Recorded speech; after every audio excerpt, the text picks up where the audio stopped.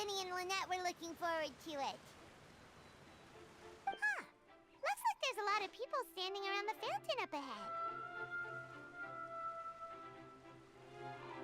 Oh, Archon, please bless us with a bright and healthy child. We pray. I don't know why you always feel the need to ask so much. I'll be happy as long as our child is healthy and lives a peaceful life. I guess if they're our kid, then there's no doubt they'll turn out smart. Maybe this is one of the customs in Fontaine. There sure are a lot of couples here.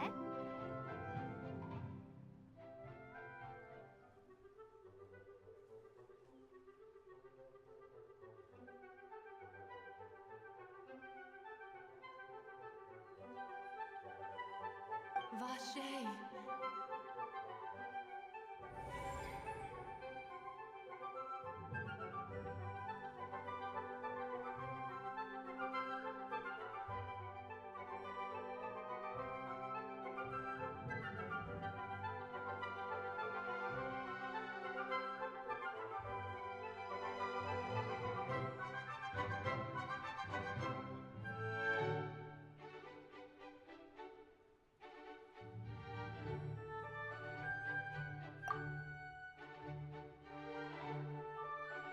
What's wrong? Vache. Vache.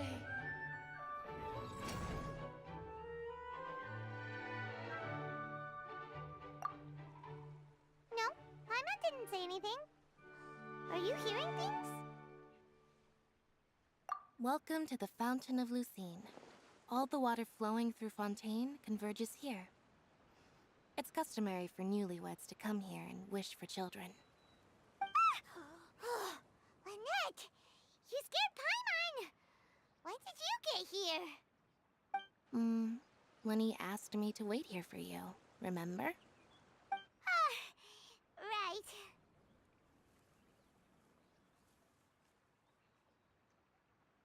What do you mean? There are a lot of people here right now. Hey, you're not trying to scare Paimon, are you? Besides, it's the middle of the day. It's not the time for eerie things. I see. I might be able to tell you something that could help explain the voice you heard. In fact, you might not be imagining things at all. I suspect that what you heard is a result of your hypersensitivity to the hydro element. Others in my family have had similar experiences. It's because of her sensitivity to the hydro element? But what would hearing a voice have to do with elemental power? When do you cry, Paimon? Wait, what? What does that have to do with anything? Just answer me. When do you cry?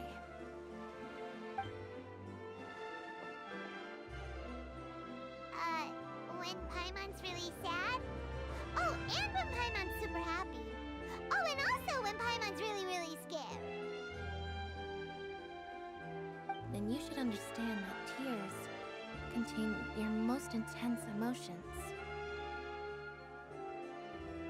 Like I just mentioned, the Fountain of Lucine is where all the flowing water in Fontaine converges.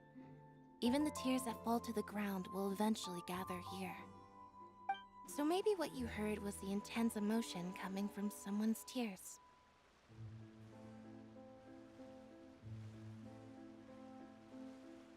So, what did the voice say? Huh. If you were hearing their emotions, then Paimon wonders what happened to them. Rather than worrying about them, we should worry about my brother first. Don't let that calm look of his fool you. He tends to get pretty nervous just before a performance. So chatting with Linny might help him relax a little before he goes on stage. Oh, right. That makes sense. Let's go in and see Linny.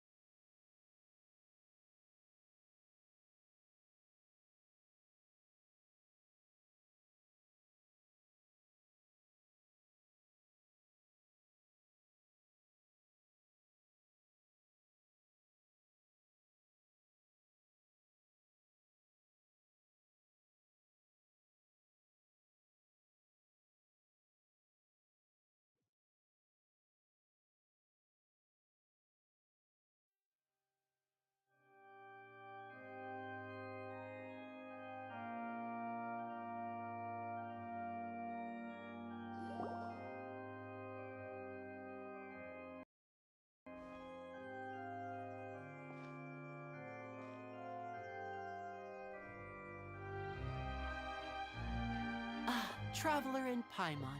Good to see you. I knew you two would come. Are you kidding? We wouldn't miss it for the world. We've been looking forward to it. I can tell, judging by how early you've arrived. But you're actually right on time. The audience still hasn't started entering the venue yet, which means now is the perfect chance for us to take you to the best seats in the house. Wait just a moment, I'll fetch the tickets.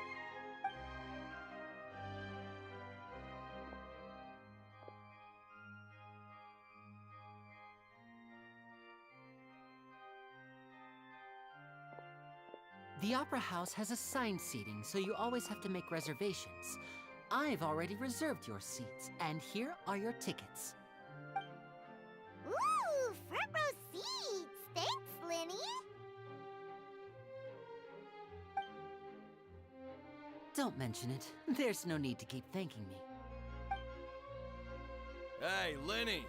Could you come over here and take a look at this? Oh, I'll be right there. Seems there's an issue with the stage props over there. That's Cal, my assistant, calling me. I'll go lend him a hand.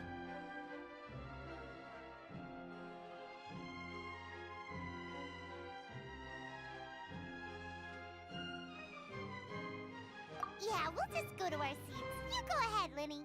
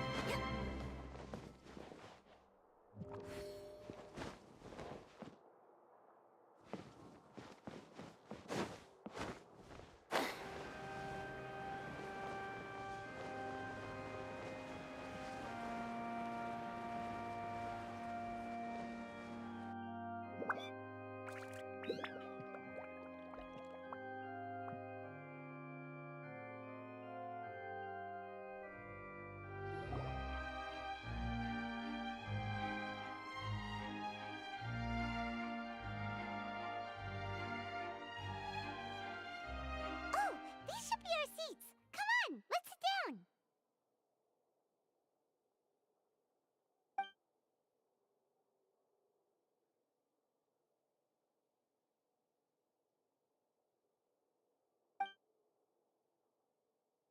Uh...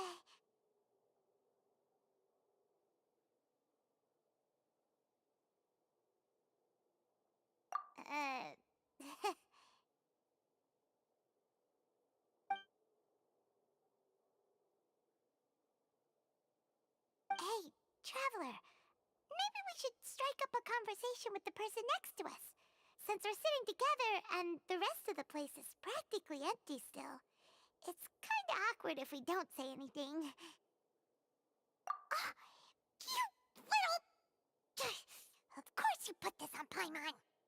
Excuse me, I did not realize you felt awkward. I am terribly sorry. I would be perfectly happy to chat with you if that is what you would like. Oh, so you heard all of that, did ya? Boy, you sure have good ears. Paimon thought she was keeping her voice down. Wait, that's not it. Sorry. Paimon's the one who was being rude, talking under her breath like that. So, let's talk, but, what should we talk about? Oh, Paimon's got it. You're also here early and sitting in the front. Are you a friend of Linny's too? A friend, you say? Well, if Mr. Linny would like to be my friend, I would be more than happy to reciprocate. Oh, so you're not friends with Linny then? Oh, this is getting more awkward by the second. Paimon nearly forgot to make her introduction. Nice to meet you. Paimon is Paimon, and this is the traveler. We just arrived in Fontaine. It is an honor to meet you two. I have heard of your deeds across Teyvat. And as required by proper etiquette, I will also introduce myself. I am... Oh, Monsieur Nervillet. What an honor it is to have you here to see my show. Ah, Mr. Linney. I should say it is in fact an honor for me to see your performance in person. Wait, Nervillet? Could he be... I saw you all chatting just now, but it seems you still don't know who Monsieur Nervillet is. Allow me to introduce you to Fontaine's Chief Justice. That seat is always reserved for him. It wouldn't be too much to say that he's the symbol of justice and honesty here in Fontaine. Whoa! Sorry for being so rude just now. Paimon had no idea you were such an important person. No offense taken. Being Chief Justice is merely what I do for work. Nearly every person has their usual reserved seat, so I'm not so special, really. And by the way, I should probably let you know, even though I would prefer not to. There's someone sitting up there in the VIP seats that has been striking a pose for quite a while now. I believe she is trying to give you a most elegant and impressive first impression. So I think you should take notice of her sooner rather than later, otherwise she may become flustered.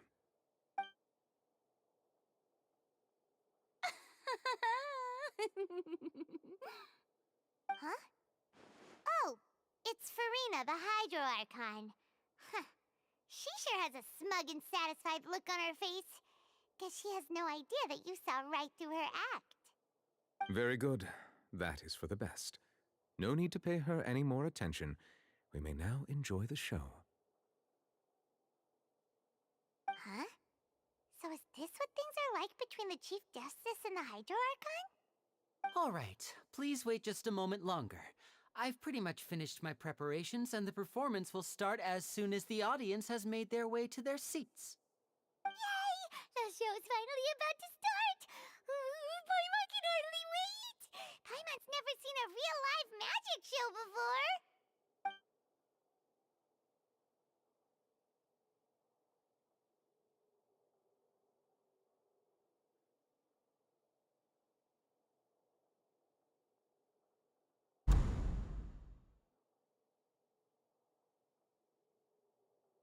Ooh! They're dimming the lights! The show must be starting!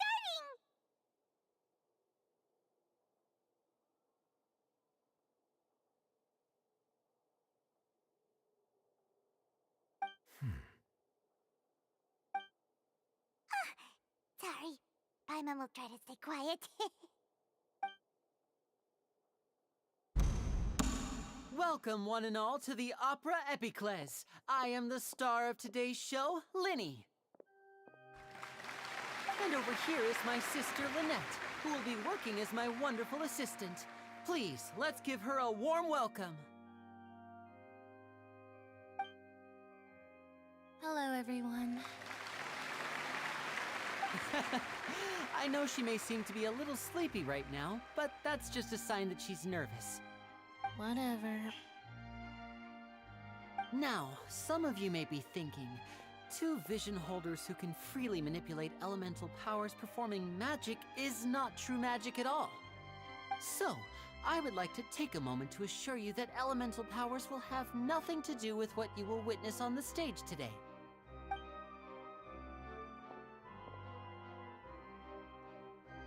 Both Lynette and myself have removed our visions for the show. That way, even the gods won't be able to help us. Oh, good point. That's what makes the show real magic.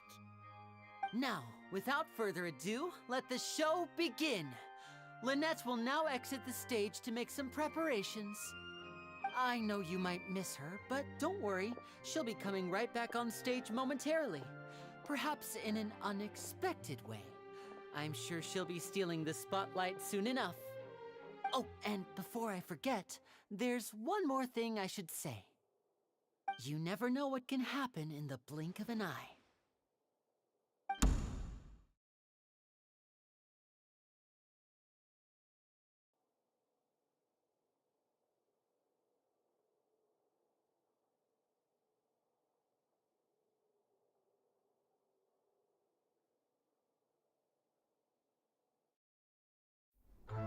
A magician's greatest skill is making things disappear or appear. The possibilities are endless.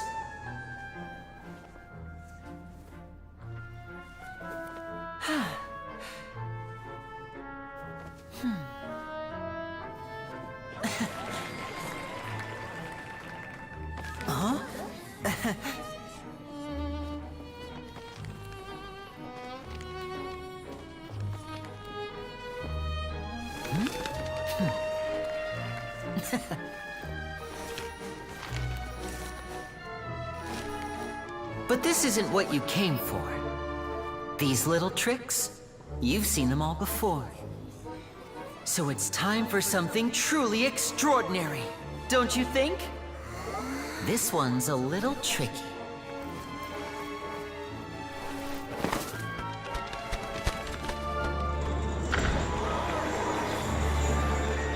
Using this water tank, I shall make my sister vanish completely, right before your very eyes.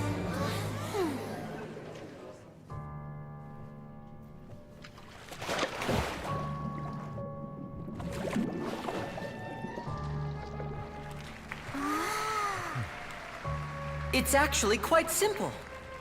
She'll just turn into air bubbles and float right out of the top.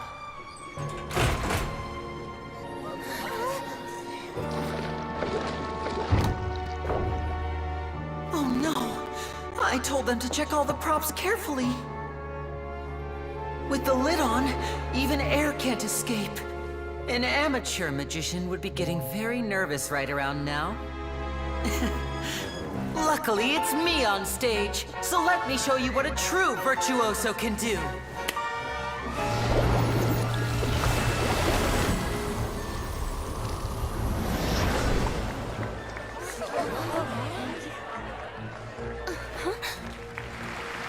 Lynette, are you still there? Don't go too far. We don't want to use up all our magic. Hi, I'm back. Uh-huh.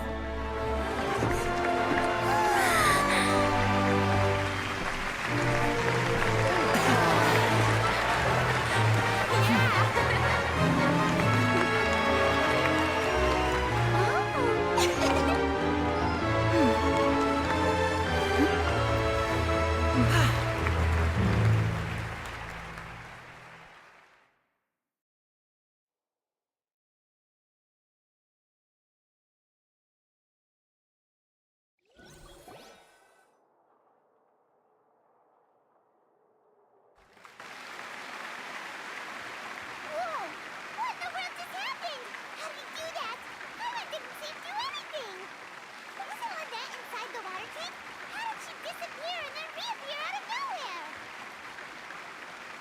If we could see easily through his tricks, then that would mean that his skills are still lacking. To appreciate magic, you should focus on the show happening on stage, rather than getting caught up in trying to see that which has been intentionally hidden. That's right. Paimon couldn't believe her eyes when Lynette reappeared. Amazing! Thank you, everyone. I'm glad you enjoyed that performance. But our magical journey has only just begun. I've prepared even more astonishing surprises for everyone here.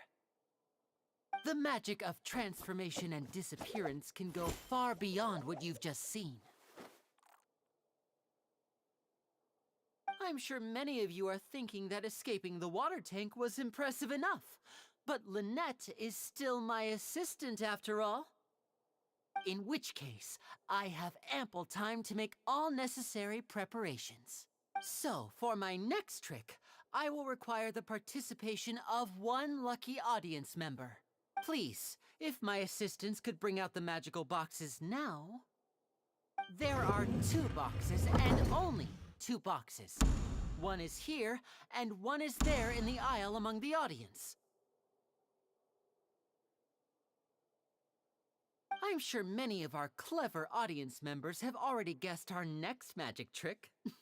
A swap! Our lucky audience member and I will each enter a magic box. After 1 minute, we will each emerge from the opposite box. Now please, everyone pay very close attention to the box you see here.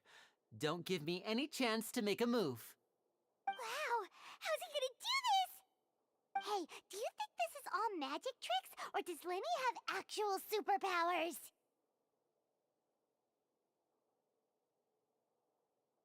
The lucky audience member will be generated by this random number selector. It selects numbers entirely at random. Even I don't know who will be chosen to participate. Now then, let's begin. Let me see. Oh, row 7, seat 3. Congratulations! You now have the chance to experience magic firsthand for an entire minute. Please, come forward. My assistant will take you beside the magic box. I'm sorry, it might be a little cramped inside, but no need to feel nervous. We've carefully arranged everything for you to be as comfortable as possible. You don't need to do anything, but no matter what strange things may happen, don't come out of the box. If the magic is interrupted, who knows where you might end up? You might even find yourself in the Fortress of Meropide. Oh, okay. All right. Before I enter the magic box, there is one more thing I need to ask the audience to do. Could you all give me a countdown? Like this. 60, 59, 58. Just keep counting down. You can go a little faster or slower if you like. I won't be able to see anything in the pitch-black box, so I'll be relying on your voices to know when time is up. Oh, and no tricks now. If you quickly count from 60 in just 30 seconds, then I'll be in a tough spot. Ooh! Paimon kinda wants to count faster after hearing him say that!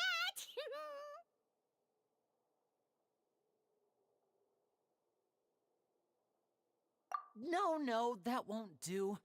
I can see it in your eyes. You still can't be trusted. Let's practice together. Come on, repeat after me. 60, 59, 58. 60! 59! 58! That's right, perfect. Keep it going. All right, I'll see you all on the other side once you've finished counting.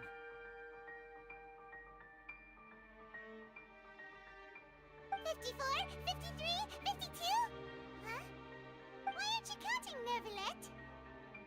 I am counting in my head. I think things are exciting enough in here as it is. Merely a consequence of my identity and personality. Do not worry about me. Just enjoy the show. Oh, all right. You look so serious that Paimon thought you might be feeling uncomfortable or something. 40, 39, 38! Mr. Lenny, are you all right in there? Is everything ready? Yes, I'm fine. I'm just double-checking the direction of the magic. It would be a disaster if we get sent to the wrong places. For example, mid-air right above the audience.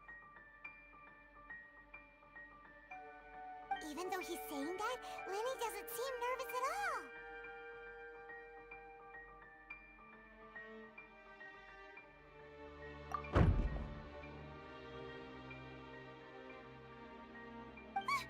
What was that noise? Did you hear it too? Not sure. Anyway, it doesn't seem like anyone's worried about it.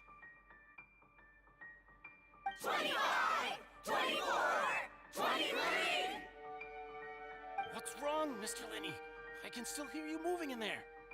I seem to have accidentally knocked over a decoration. I'm trying to fix it, but it's pitch black in here. I can't tell left from right.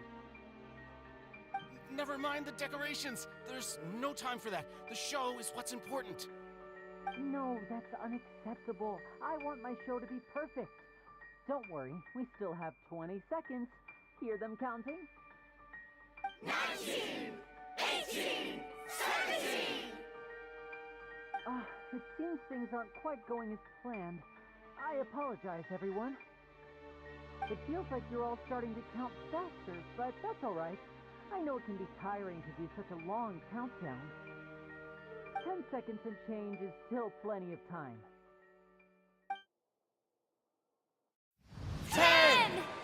Almost there now. Whew. Swapping two people is harder work than you might think. Even a master magician like me can't guarantee I'll get it right the first time. Hey, wait! Is this the back one? I can't tell. They both look the same inside. Huh? No, that's not it. I'll try again. 7, Hey, slow down! Honestly! 5, 4, Whoops! That doesn't count! 0.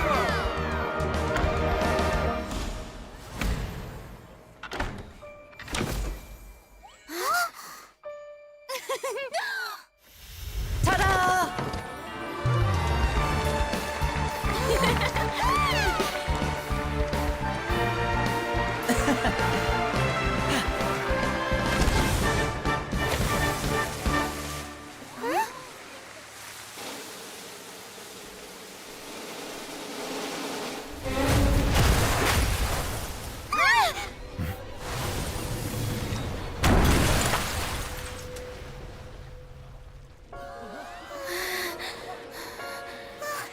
What happened?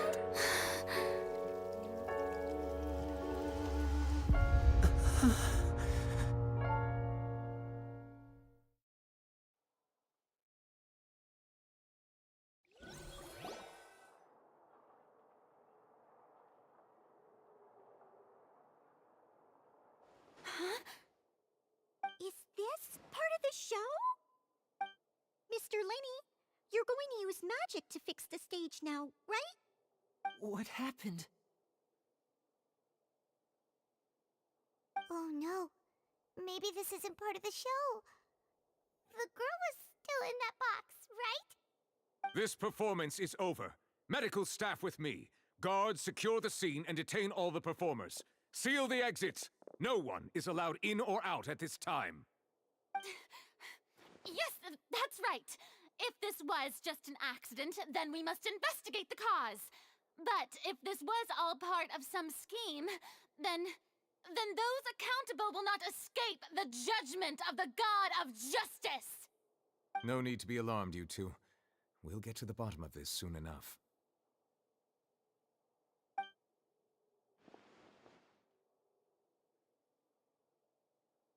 Unfortunately, the person who is in the magic box has been pronounced dead.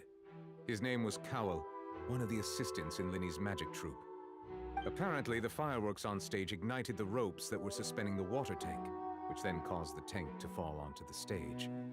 As of now, we are still not sure why we found Cowell in the box, rather than the guest from the audience. And after an initial search of the area, the guards have confirmed that the girl is nowhere to be found. It appears that this incident was not merely some mishap with the performance. And there are many indications that it is connected with the case of the serial disappearances of young women. The serial disappearances case? That's the case that Charlotte mentioned before.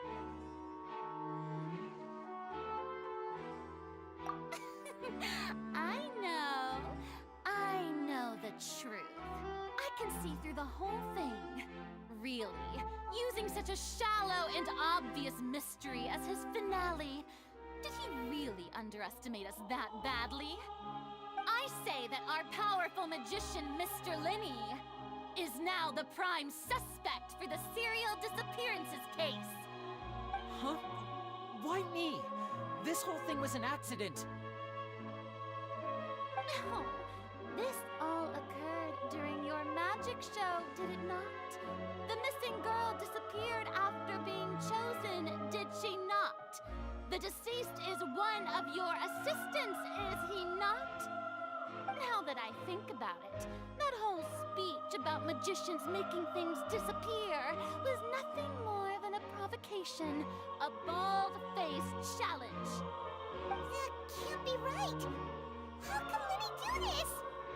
He was in the box on the stage the entire time. We can even hear his voice. Besides, before the show, he told us that he would like to catch the criminal behind the disappearances. He couldn't possibly mean catching himself. Save discussion for a later time, please.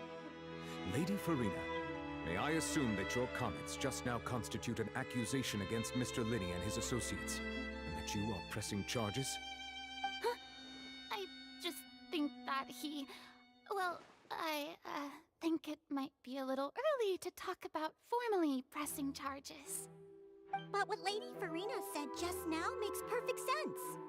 Looks like she's gonna personally deliver justice. A kidnapping and murder carried out under the cover of a magic show. Lady Farina said it all.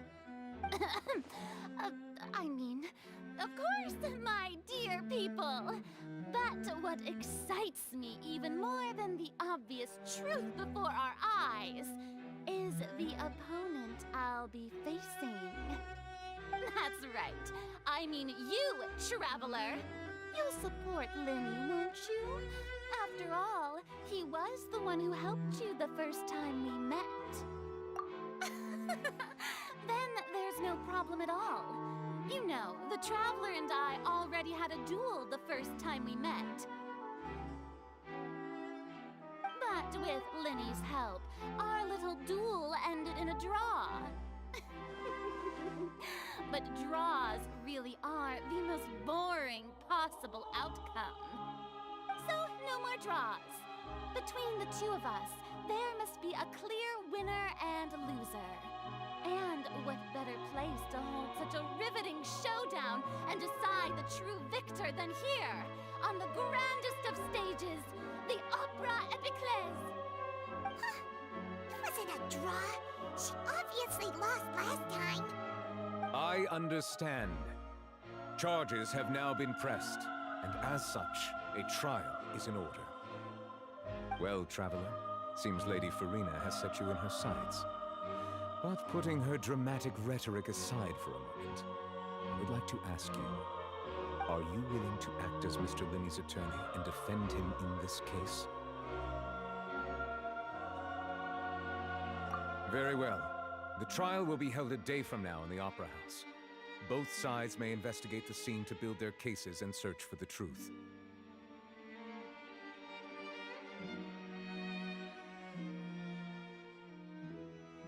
Linney and his troupe are all potential suspects and shall remain within the Opera House. The audience may begin to leave in an orderly fashion once they have been cleared by the guards. A day isn't that long. Let's see what kind of case this big shot Outlander can build in such a short amount of time. I'm really quite looking forward to hearing it.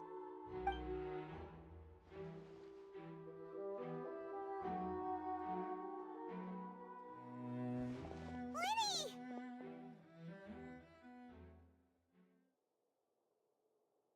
Sorry about everything that happened just now. Were you frightened? Of course! Who wouldn't be scared after witnessing an accident like that? Yeah, I'm a little shaken up myself. How could this happen?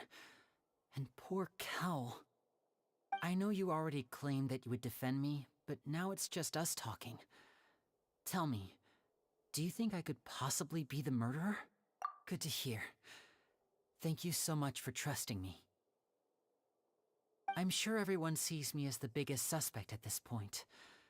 But, if you ask me, the whole thing is mysteries layered upon mysteries, such that all that's left is confusion. I don't know whether what happened there on the stage was purely an accident or not, and I don't know why poor Cal was in the box. As for how that girl chosen from the audience could suddenly disappear, I'm afraid I don't have any answers either. If someone tampered with my performance, then we need to figure out what they did. Even a skilled and knowledgeable magician like myself couldn't pull all that off in just 1 minute. Which is precisely why we need to investigate! As this book says, the impossible could not have happened. Whatever happened must have been that which is possible. Paimon bought them when we were reading at the bookshop in the city earlier. Pretty cool, huh? Don't worry, Paimon used her own savings to buy them. It wasn't from our travel funds. I think they look cute on you, Paimon. You have good taste, Lynette. That's the right attitude. Feeling depressed isn't going to help me now. I need to get back to my normal self. But with the guards watching our every move, it's going to be especially difficult for Lynette and I to prove our own innocence. Good thing you agreed to be our attorneys. Thanks for that. We'll be counting on you. Yes, thank you so much.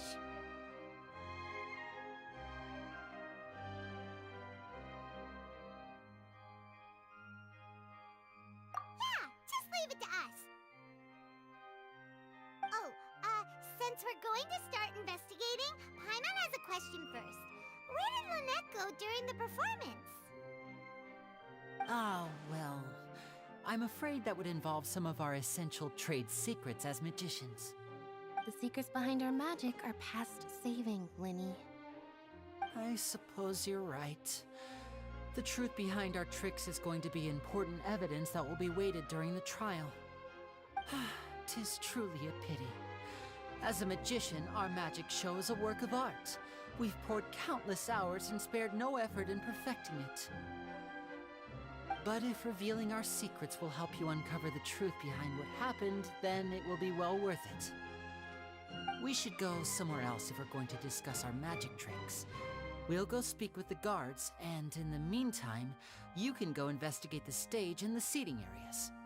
Alright, let's go have a look while the investigation teams are still here. Detective Paimon is on the case!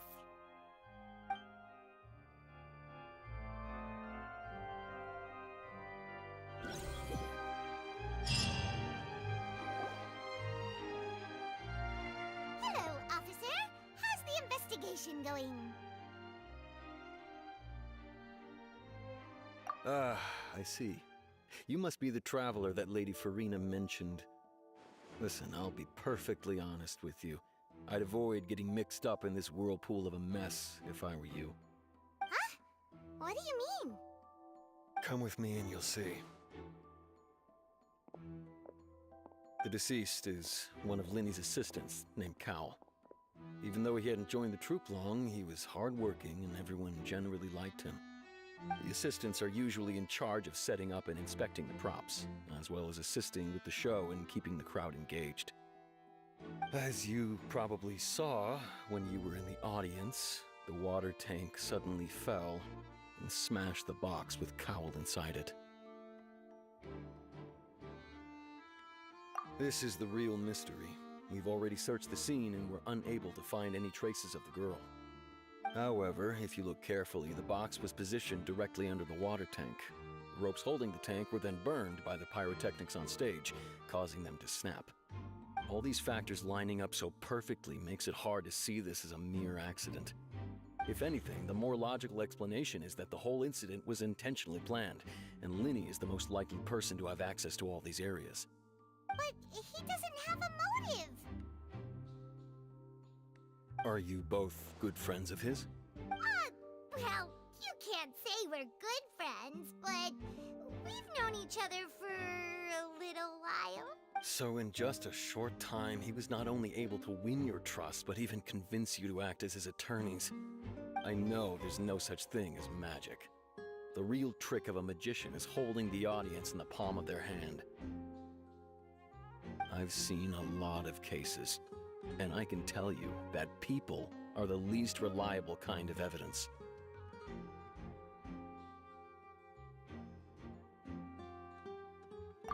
Sorry, I tend to be pretty straightforward. Just know that I'm warning you for your own good. Anyway, you may investigate the scene of the crime yourselves if you're curious. Who knows, maybe you'll be able to come up with some new evidence.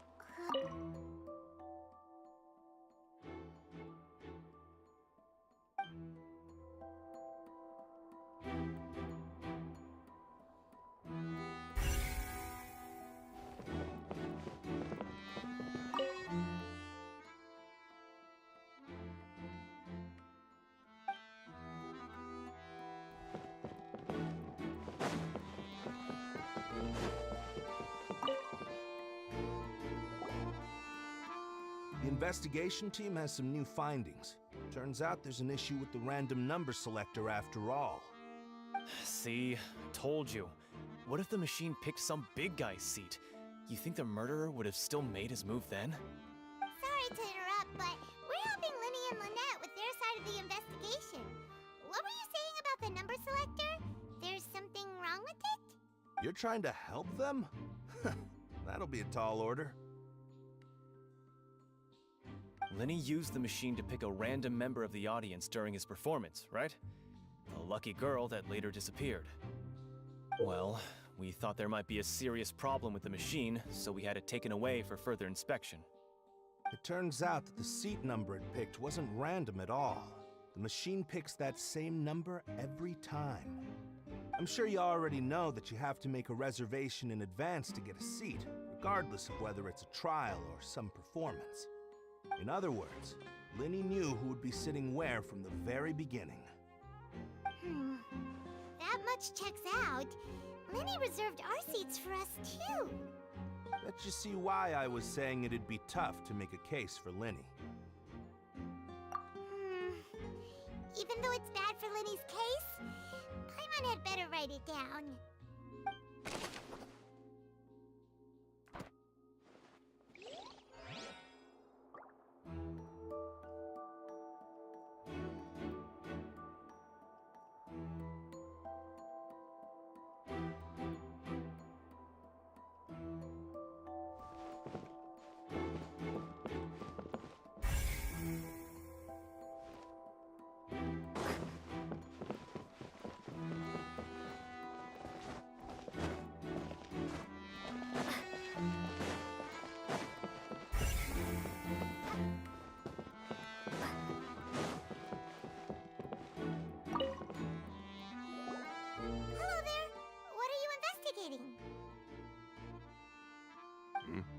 Oh, this location has also been cordoned off because the Magic Troupe members are currently considered prime suspects.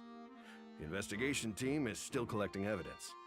The seats were all booked in advance, so we were able to deduce the missing woman's identity by checking the guest list.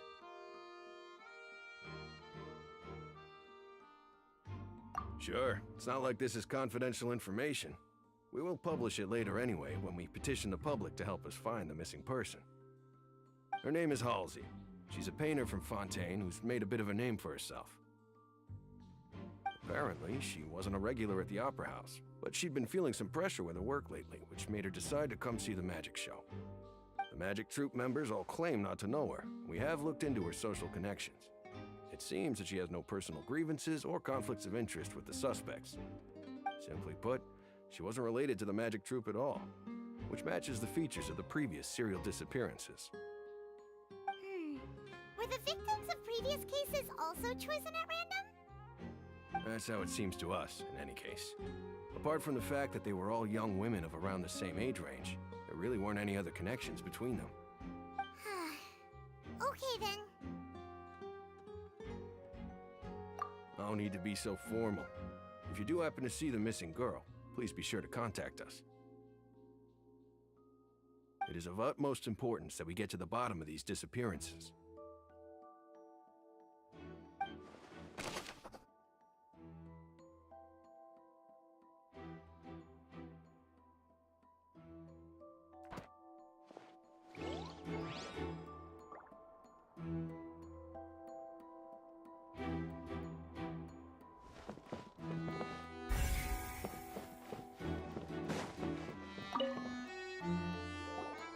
So this is the rope that broke and caused the water tank to fall. The rope looks pretty durable. How can it be burned through so quickly by fireworks?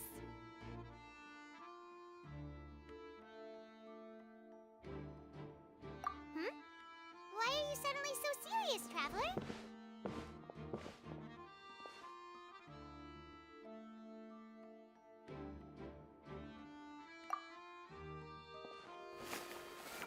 Whoa. Look! This bit is made from different material! Most of it was burned away, but there's still a little bit of it left.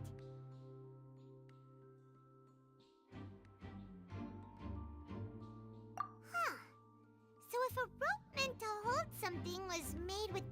kind of material in it, then that means... Wait! Paimon should write all this down! Let's take notes!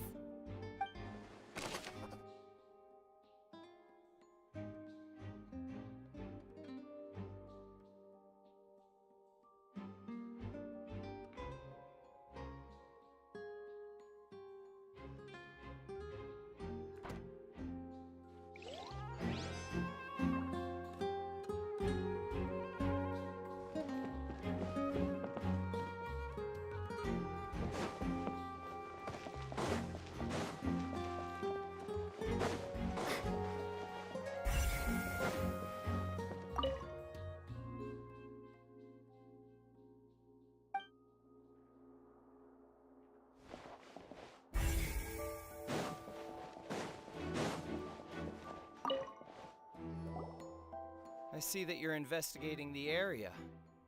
Well, it just so happens that I'm interested too. If you find any new and interesting leads, be sure to share them with me, all right? We don't have too many thoughts yet.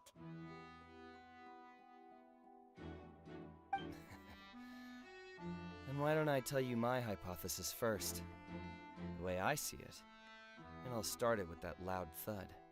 The thud? Oh, you mean the sound that happened during the countdown? Yes, exactly.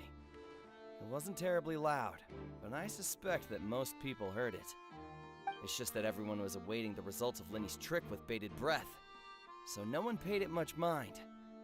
But now that the incident has happened, the thud has become an important clue. That makes sense. So, what do you make of it? I'm of the opinion that it may have been the sound of Lenny's accomplice. Lynette, perhaps. Jumping atop the water tank, or something like that. And when the pyrotechnics went off, she cut the rope, sending the water tank crashing down. But wasn't the noise we heard too loud for that? Perhaps the balance wasn't right, leading to a particularly rough landing. Oh, that's true. I suppose I must reconsider. That does remind Paimon, though. What was with that sound?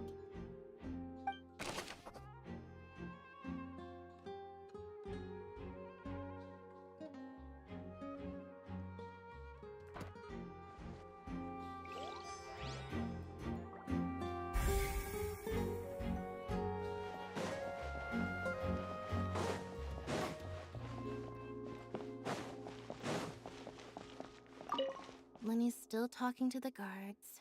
It seems he'll have a lot of explaining to do. I think someone will be assigned to monitor us later, but that's alright.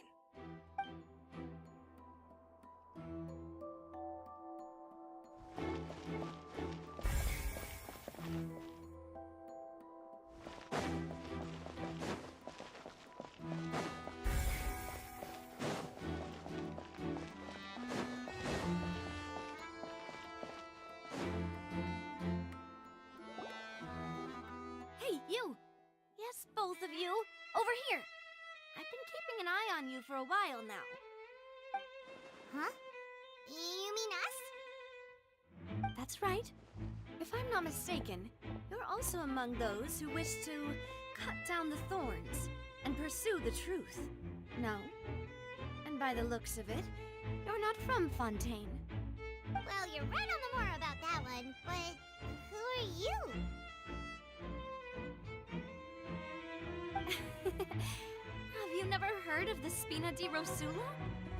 From mediating disputes and providing protection to solving conundrums, you name it, Spina di Rosula does it.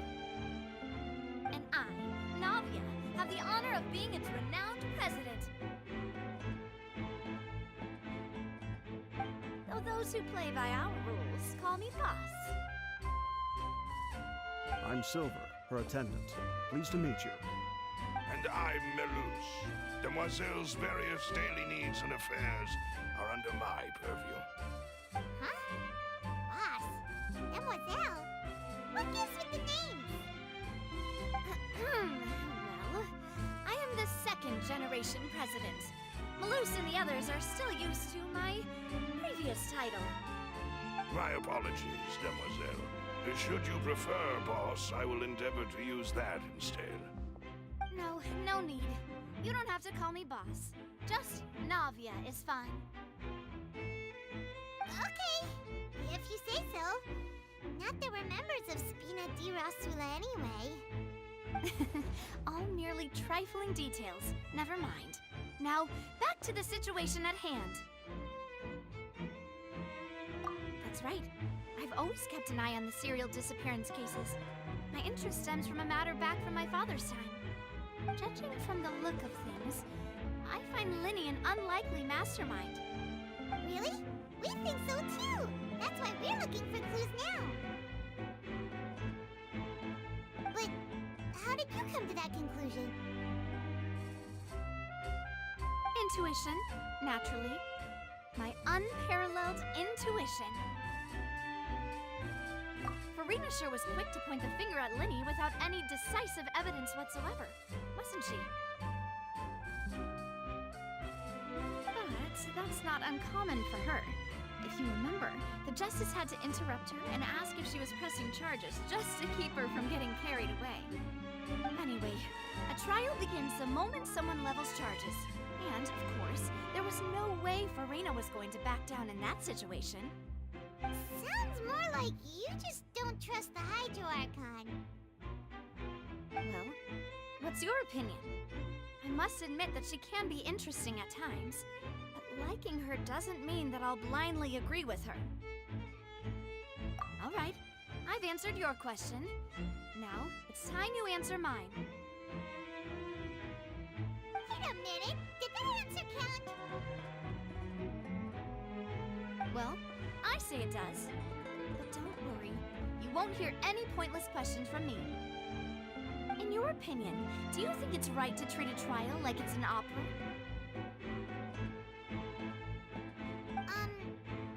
Well? And why would that be?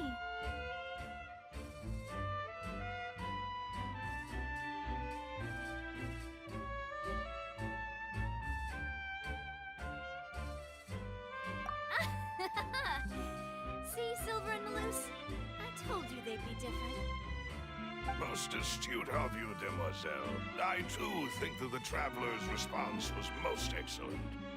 No matter how wonderful the script or how fervent the audience's expectations may be, the trials that go on stage here must be based in fact. And if that can be done, boss, then... All right, that's quite enough, Malus. Anyway, I like your answer. You passed with flying colors. Now, I need to make some preparations, following which our joint investigation shall commence. You two shall be my assistants. Wait! Since when did we become assistants? Oh, well, I can be the assistant. Sure. Or your companion, if you like. I'm really not that fussy. That's more like it. Far be it from me to brag, but I believe that Demoiselle's intuition will be instrumental in uncovering the truth. You wish to save a friend from false accusations, and we wish to unravel the disappearances. In this sense, our goals are aligned. You have a point. You're quite the talker, aren't you, mister? And what about you over there? What do you think? You seem like you've got something on your mind. I have nothing to add. Oh, alrighty then. We'll be making some preparations first. Just be sure to let us know if they start revealing Lyney's tricks. Thanks!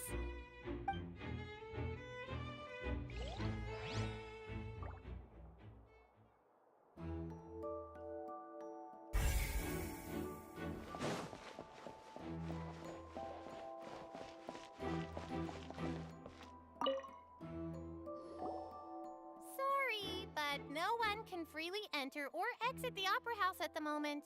If you wish to leave, you must register your identity with us first. No, we're not leaving. We're representing and Lynette as attorneys, so we're investigating the case. Were you always guarding this entrance? Yes. After the Chief Justice gave the order, everyone coming in or out must undergo a strict inspection. So, the missing girl couldn't have left from here. At least, not from that point on.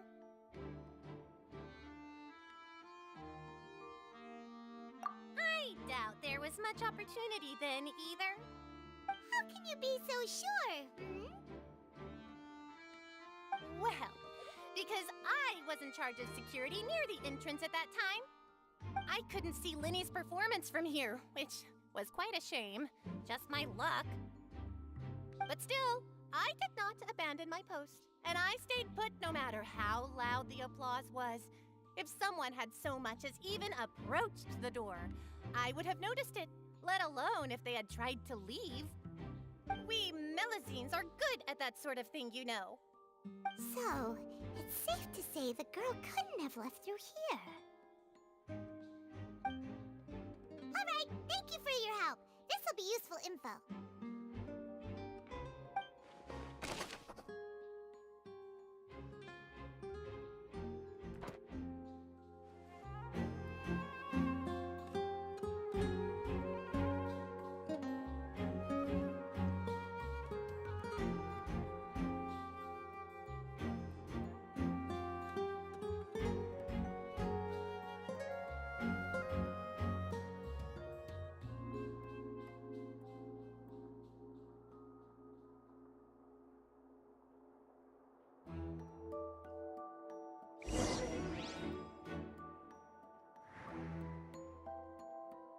We've checked everything of note here at the performance venue.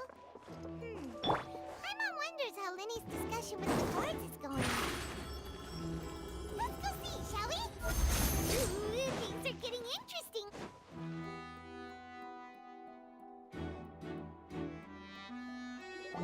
Understood. Then I will be going with you. Just so you're aware, I will be monitoring your actions and making notes as necessary. Very good. Thanks for being so agreeable. I'd pull a rose out of my hat as a gift for you if I could. You may spare the pleasantries. I'm just doing my job. You've arrived. Who's this? Me? I'm Spina di Rosula's guardian angel. If you've got a problem, I've got the firepower. Sorry, I got a little carried away there. Call me Navia. I'm a partner of theirs, and will be helping investigate this whole situation. And these are my companions. Would you mind if they join as well? Fine by me. Oh, new helpers? I would be most grateful. Well, let's just say we're tagging along. It's not every day you get to see the secrets behind magic performed on such a large scale. I appreciate your kind interest. Come with me. We'll be heading below stage.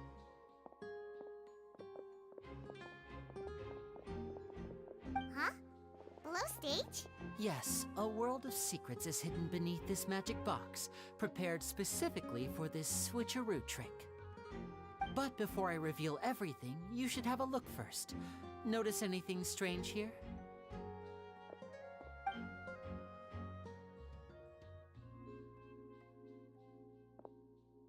I'm not trying to be dramatic. Remembering the details of a trick will help you understand the methods used to perform it more easily. Huh.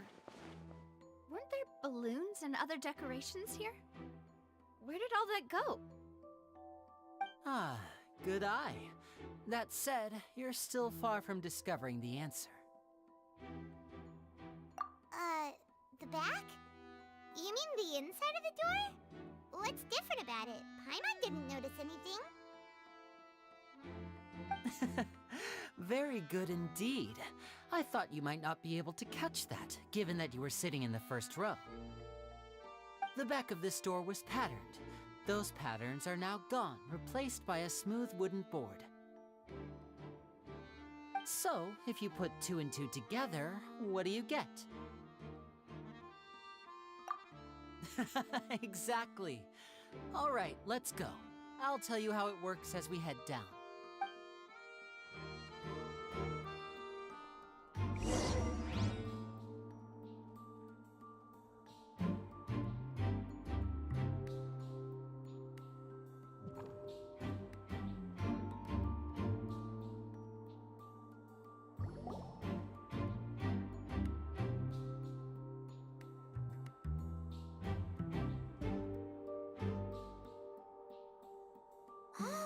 So there was a passageway under the magic box!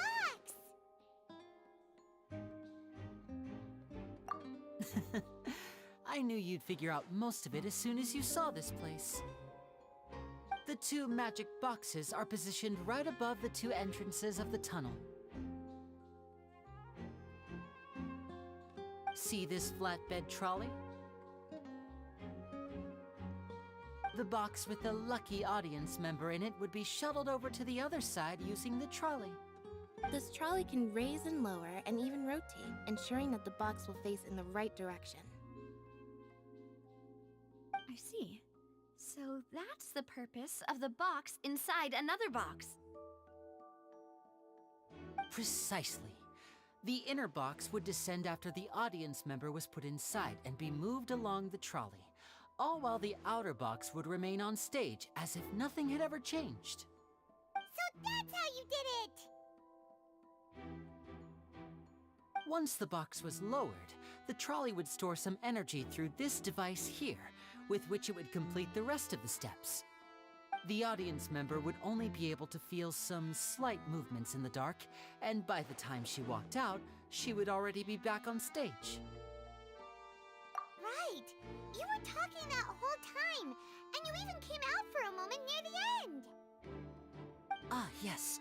A phonograph operated by Lynette was used to achieve that effect. My assistant and I had already scripted our conversation beforehand. When the countdown began, I had already gone to the opposite box via a tunnel using that ladder. And what about Lynette? Where was she? I was in the mezzanine space in the back of the box. Oh, interesting! That's how we were able to coordinate Linny's lines with the assistant. And, by the way, I was the one who walked out of the box at the end. I mean, we are twins. All it takes is a change of clothes and no one can tell who's who. And that's my favorite part of this trick. Only Lynette and I can perform it. So that's how it all worked! Wow! Every detail you revealed was more amazing than the last! Lynette would briefly walk out of the box and then go back in, jumping into the tunnel and escaping before the box on the trolley could finish ascending. And then I walk out of the other box in the audience area, and the trick would be complete. The operative word here being would.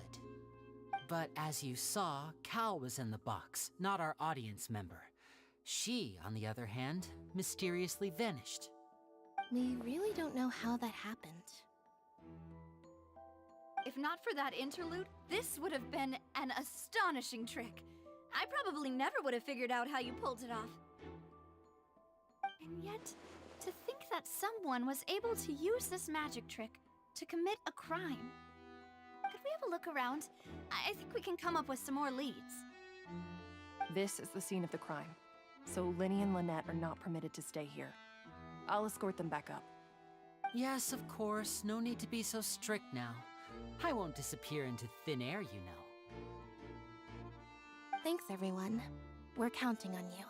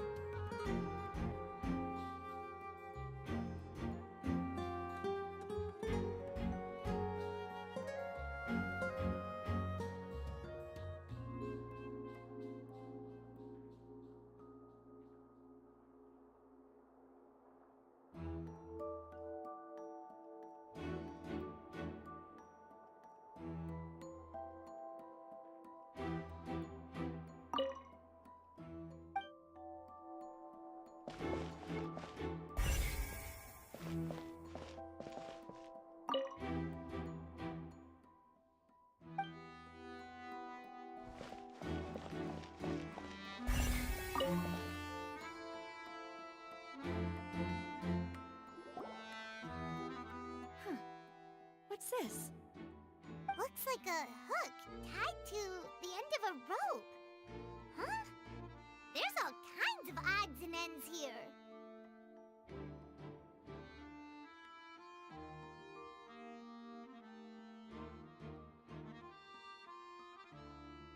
Perhaps it was a prop for a different trick. But why would it have been left here? Whatever it is, let's make a note of it first.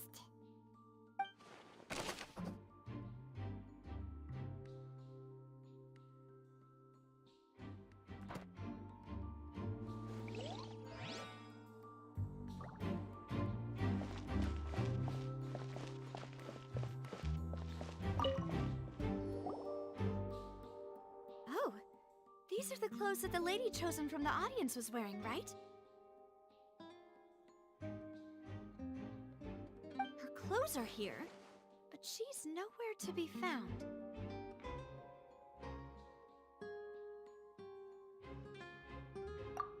Right. And do you really need to do that if you're kidnapping them? Ugh, this is so confusing. Paimon doesn't want to be a detective anymore.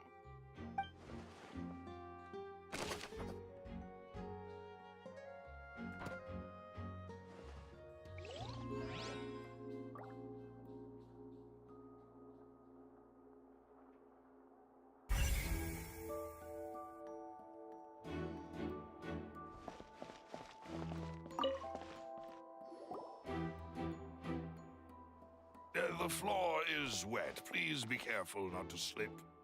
Speaking of which, why would there be water here? Oh, Paimon knows! It's one of those tricks where you pour water into a jug and then flip the jug over only for the water to disappear? And here's a broken vase. Huh. Did the trolley knock it down while moving? That can't be. The trolley moves along tracks from start to finish. It couldn't have hit the vase at this distance. Let's note this down too and think about it later.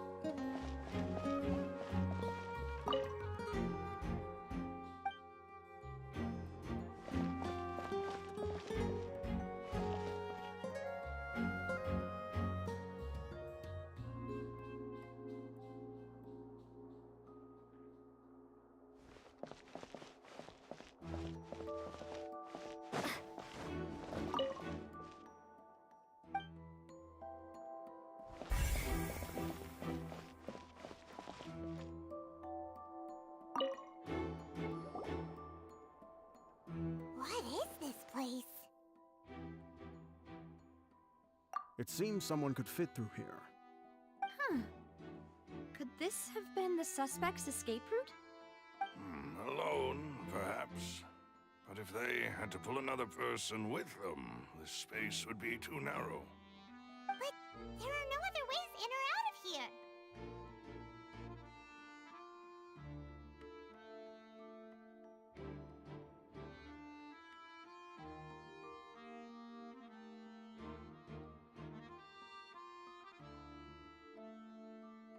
Oh, you're right! Let Paimon write that down.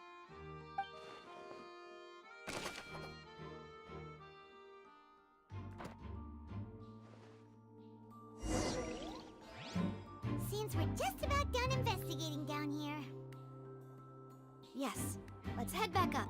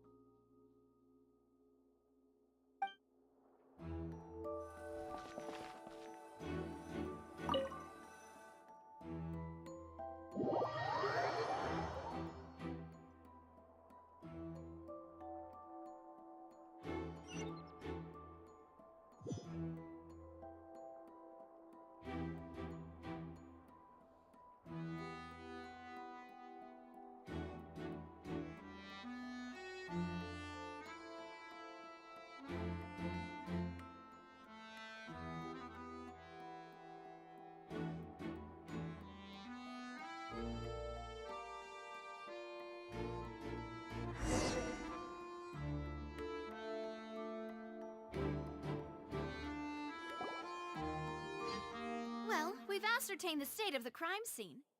Let's find a place to sort out our findings once Malus returns. It seems to me that there are several things that don't add up here. Apologies for the wait, demoiselle. So, what did the guards say? Did the criminal escape through the vent? They believe the odds of that are very low, since the vent leads to the Opera House's basement. The guards have checked the area carefully. No one left through the basement during the performance or after the incident, and no one was found hiding there. So the tunnels become like a secret chamber then! You know, like the kind you usually see in novels!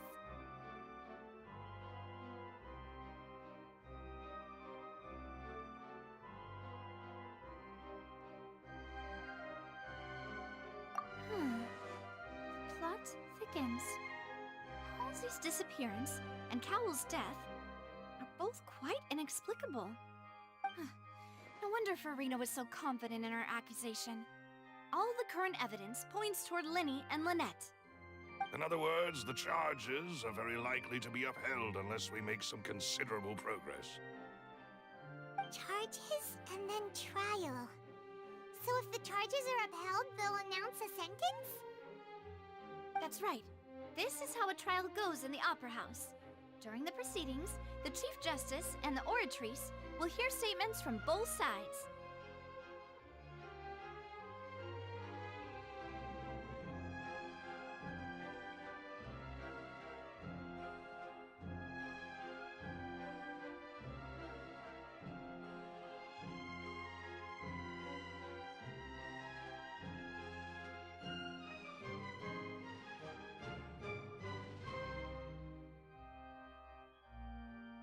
That's right. This is how indemnitium is produced. The statements from both sides, the defenses from attorneys, witness testimonies, and even the audience's emotions will all be projected on the Oratrice. To put it simply, it's as if the Oratrice has its own will, and is a judge in its own right. This also precludes any kind of favoritism on the part of the Chief Justice. And not that this has ever happened anyway.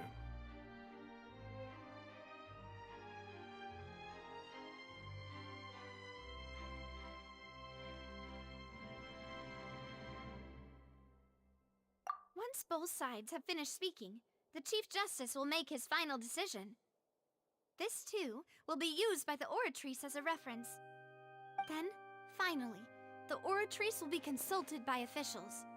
The result it returns is the will of justice itself. Huh? So that machine is the one that actually decides? Paimon thought Neuvillette called the shots. In practice, there is very little difference. Both have always come to the same judgment, which is why people have great faith in the Chief Justice. Ah, yes, the guards also asked me to convey that none of us will be allowed to leave this place before the trial. Huh? Why? Because we've chosen to act as the twins' proxies. That makes us persons related to the case. They're concerned that we might be colluding with outside parties, or that we might find outside help to disrupt the case. And even if that were not so, it could prove problematic if we happen to spread key information about the case ahead of time. I'm ready to break out at any time. Whoa! There's no need for that! Paimon thinks they have a point. That said, are they providing food? Of course. I just hope you don't mind the lack of options. I'm afraid that catering to all tastes is not in the cards, nor is any guarantee of balanced nutrition.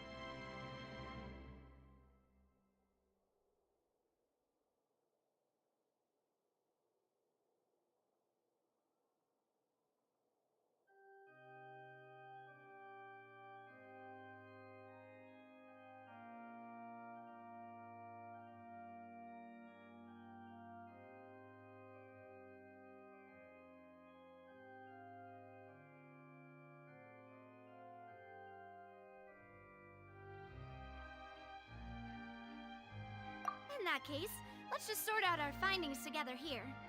Pity. I was hoping to take you to try some of Fontaine's famous desserts, too. I mean, what better way to properly think through our findings than over some tea and sweets? Huh.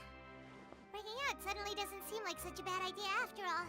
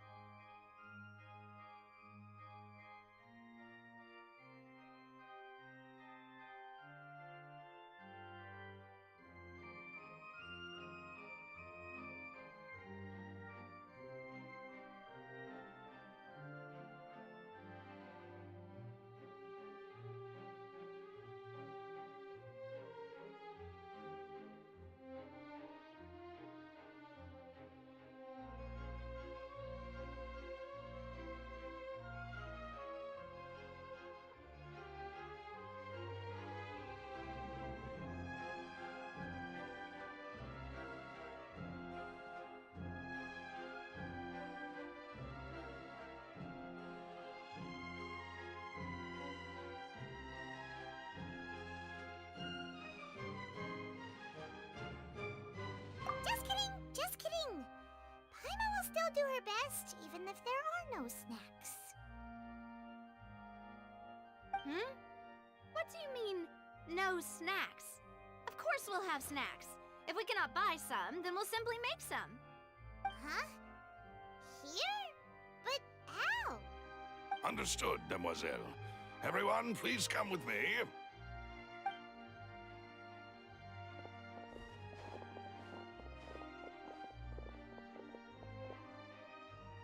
Wait, you're carrying a portable stove with you? Yes, I must be prepared to meet the Demoiselle's baking needs whenever the fancy strikes her. I have eggs, sugar, and almonds at the ready. Good work, you two. Then I'll get to it. Please sit tight for a moment.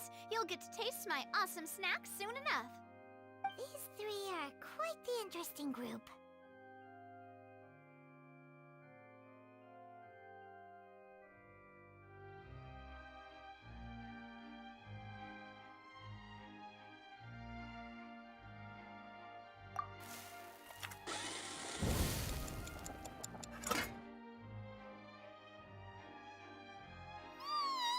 And Paimon thought it smelled good while it was still in the oven!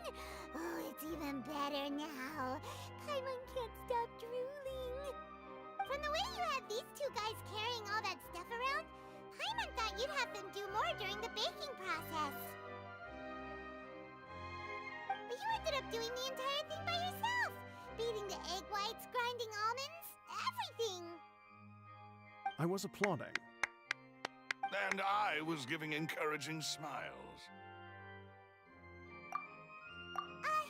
Paimon was just thinking, aren't you worried about getting your fancy dress dirty beating egg whites and baking like this? Well, I don't think it's carved in stone anywhere that fancy ladies can only read books, sip tea, ride horses, and play the piano. I just really enjoy making snacks. Don't underestimate beating egg weights, by the way. It's a real arm workout. You also need to beat them to just the right consistency, or your macarons will crack. Anyway, give these a try, fresh out of the oven. There's 3 for each of us. Only 3?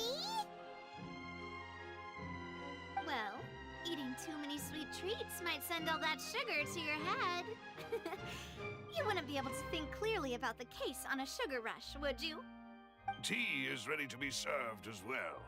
This is Demoiselle's favorite, strong black tea with a floral fragrance that clears the mind and lifts the spirit. No need for concern. I'm merely doing as I should.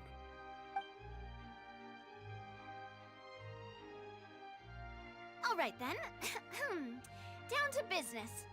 As Paimon mentioned previously, the tunnel seems to be something of a secret chamber. However, we can assume that Lyney and Lynette were not alone within it. some criminal also occupied its sealed confines. The magician twins could have committed the crimes, of course, but they lack any logical motive. Exactly! Why would they do such a thing right when everyone was watching? The flower vase and the thud we heard during the performance could indicate some altercation between Halsey and the criminal in the tunnel, resulting in the shattering of the vase, the discarding of her clothes, and her abduction. Perhaps the criminal thought that since she was chosen from the crowd, she would be too easy to identify if she was still wearing the same clothes. Paimon thinks that makes sense, but the real trouble is... True. None of the clues we found thus far support the existence of this third person.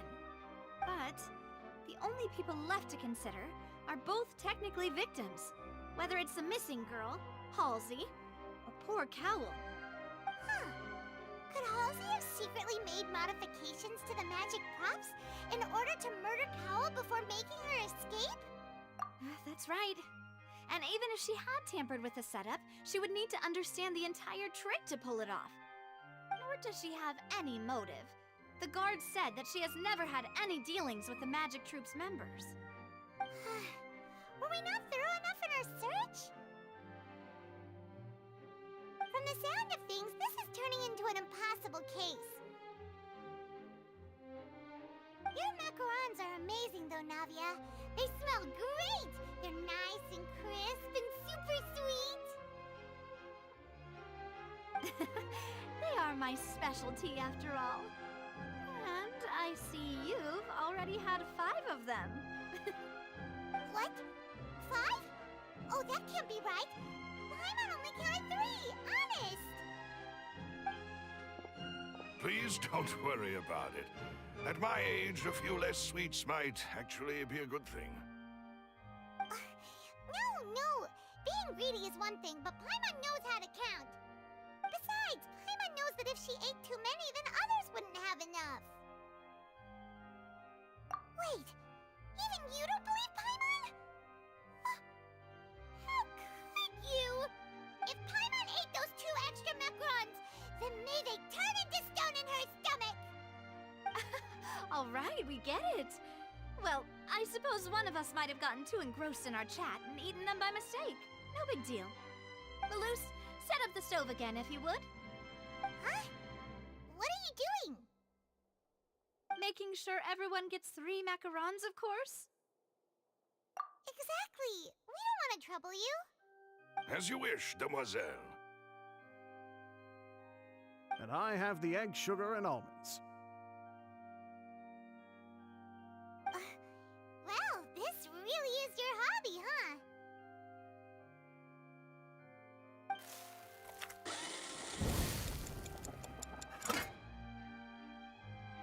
Well, that's it for snack time. I'm going to have another look around the area. I don't know what we're looking for yet, but we've still got some time. As attorneys, I suggest the 2 of you think the case over again. It would be awkward if you got all tongue-tied on stage during the trial. All right, thanks for your help and for the snacks. It was nothing. A small task for the Spina di Rosula. Silver, Maloose, it's time to go. I'll be back if I find anything new.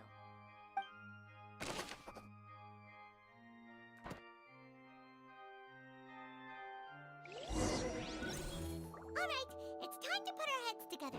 We've got to get our defense ready for the trial. Oh, it's probably gonna be a long and difficult case. There's no point in worrying about that now. We just need to prepare. Here, take Leonard's notes. They should help you review the situation.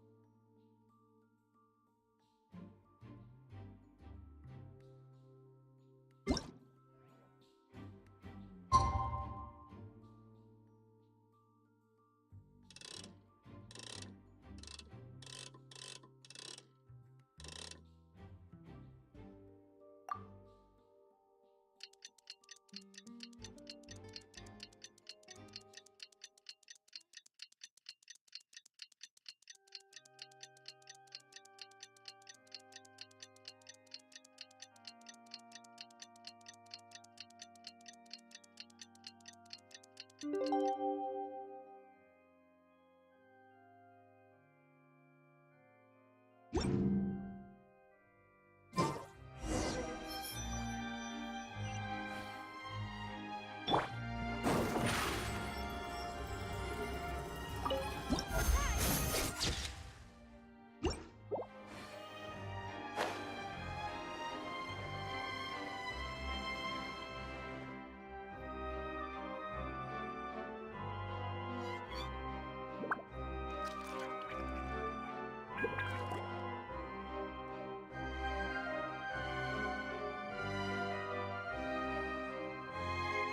do I do?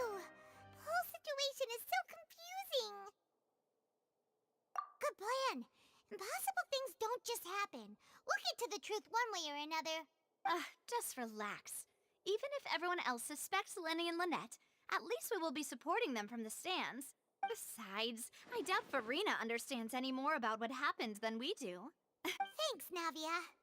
Well, we'll be going then. Best of luck to you.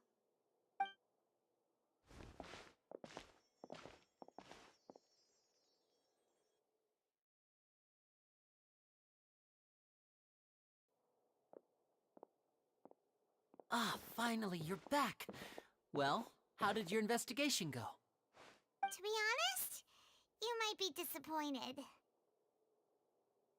No. We're already very grateful that you were willing to help.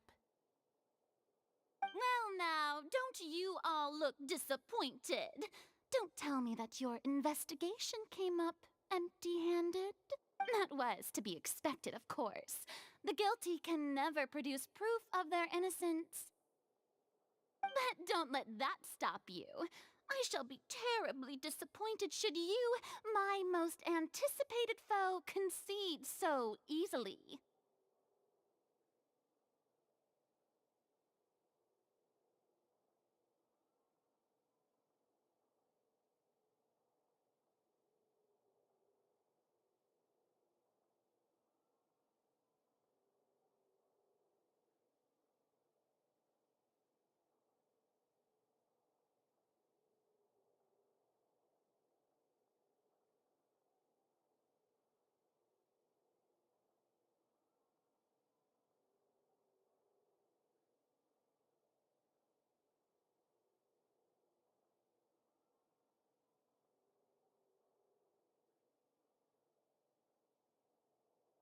Since both parties are present, I declare that the trial regarding the magic show incident is now in session.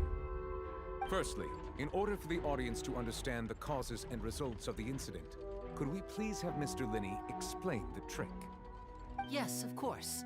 I will explain while Lynette demonstrates on stage. All the necessary items have been prepared.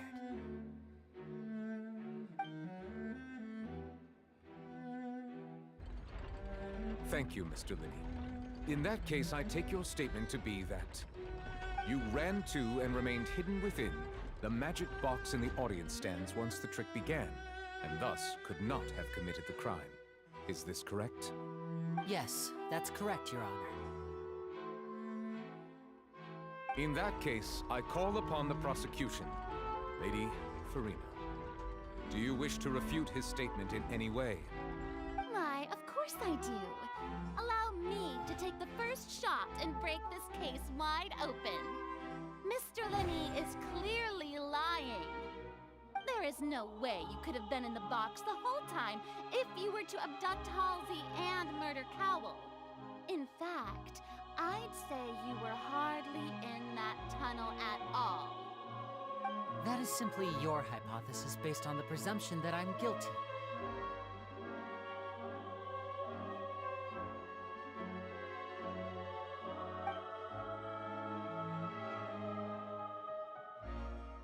Oh, is that so? And if I may ask, what did you hear while you were inside your box? The roaring countdown of the crowd, of course. That's how I kept track of the time and built anticipation for the finale. And you didn't hear anything else at all? Nothing that might leave an impression of any kind? No, nothing. I see. But when the count reached 30 seconds or so, there was a thud. One so loud that I believe practically everyone heard it. Huh? Hey, hang on.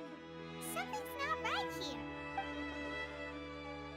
Yeah, I'm sure he could have heard a noise that loud from inside the box. I was right by the box, and I definitely heard the thud. Look at those scales. Could those mean...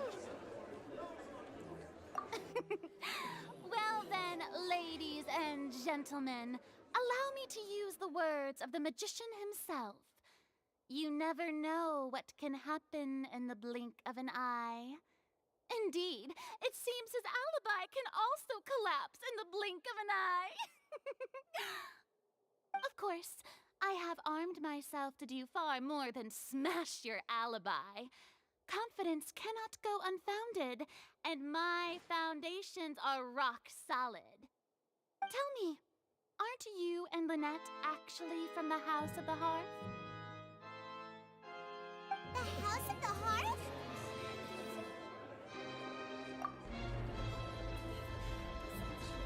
No wonder they did something like this. So the serial disappearances were the Fatsui's doing. Now it all makes sense. I've got a feeling that what happened on stage probably wasn't just an accident. That's irrelevant. Our identities have nothing to do with what happened. Indeed. Then perhaps you could tell us everything that happened during that 1 minute. Your first priority is to prove yourself innocent after all. I'm sure there is little that needs to be kept secret now. Unless your script already has holes in it. The Outlander is speechless. My, oh my, don't they look flabbergasted? Now comes the infighting and discord, I suppose. This was almost too easy. Good thing I made all those preparations. Seems the all-nighter I pulled last night is really paying off. Hey, Linny! Why didn't you tell us this before? Order! Order! Mr. Linney, allow me to re-establish the facts. Lady Farina has raised 2 points. First, when the thud was heard in the Opera House, you were neither in the box nor the tunnel. Second, you and Ms. Lynette are both members of the House of the Hearth. Are these claims true?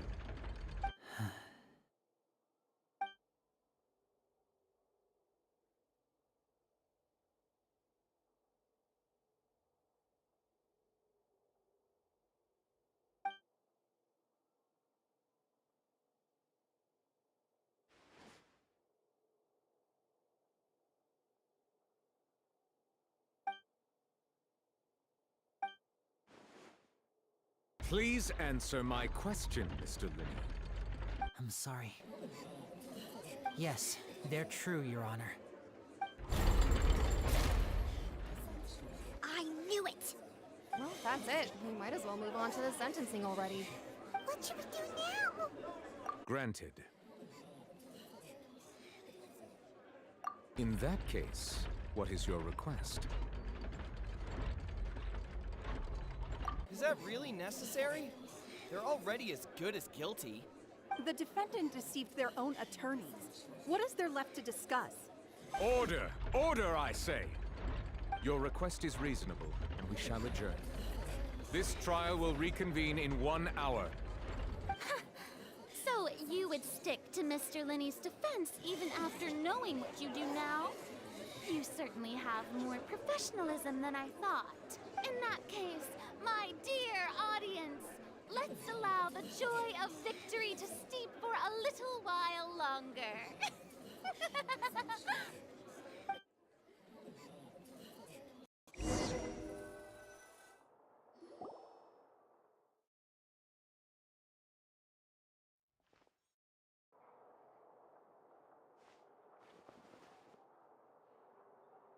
Well, this is awkward.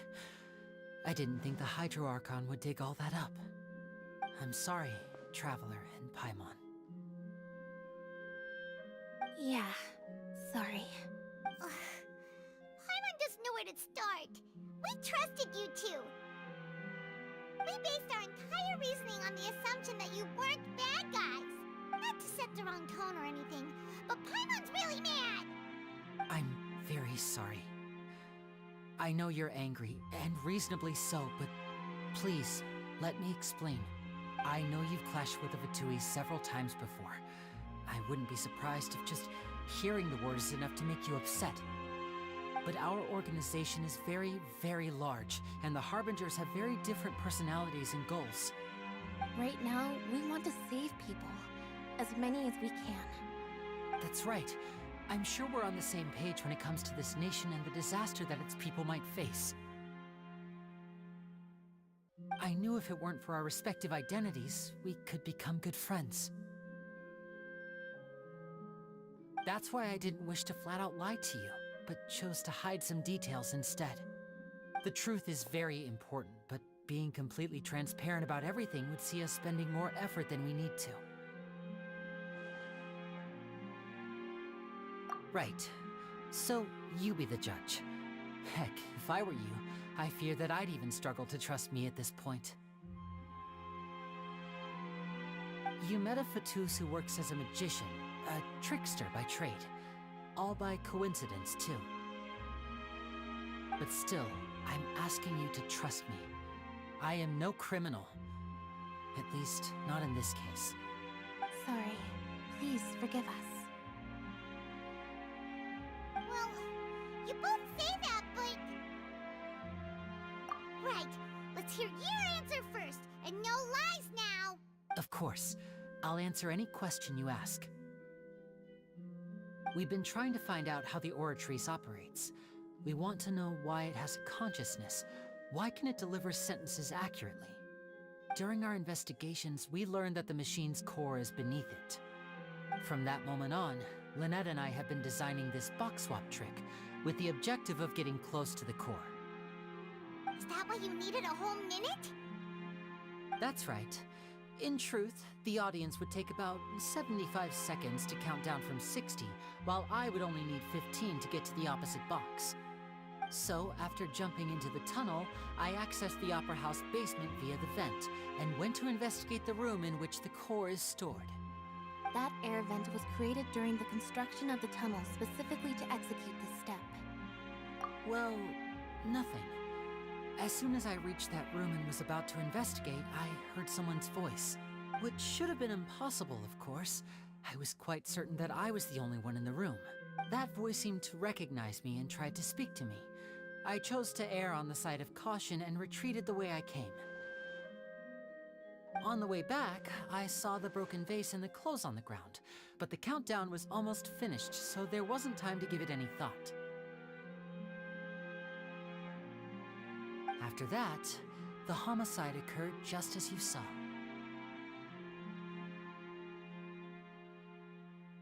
Well, that explains why you didn't hear the thud. Because of that prophecy I told you about, of course. We must know all we can about this nation's secrets in order to deal with that prophesized crisis. That's the only way we can save everyone. So, there you have it. The whole truth. I swear, I didn't hide anything from you this time. It was never my wish to proceed under this cloud of mistrust either.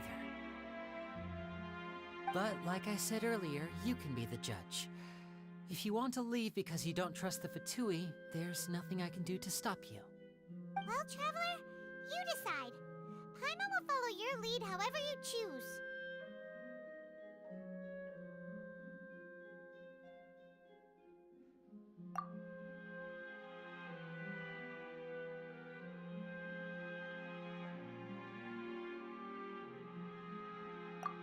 Okay, thank you.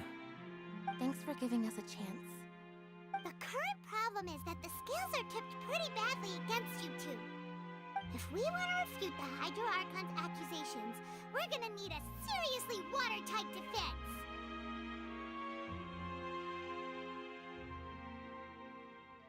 Huh?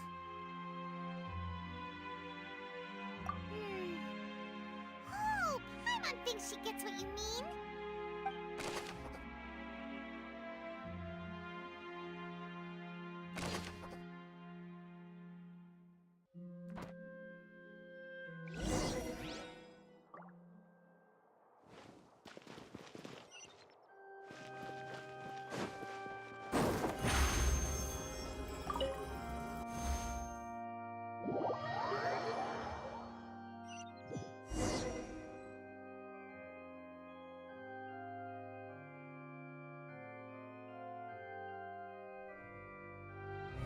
Both parties have returned to their positions. Let us continue the trial. When last we left off, Mr. Linney acknowledged the new evidence presented by Lady Farina as fact.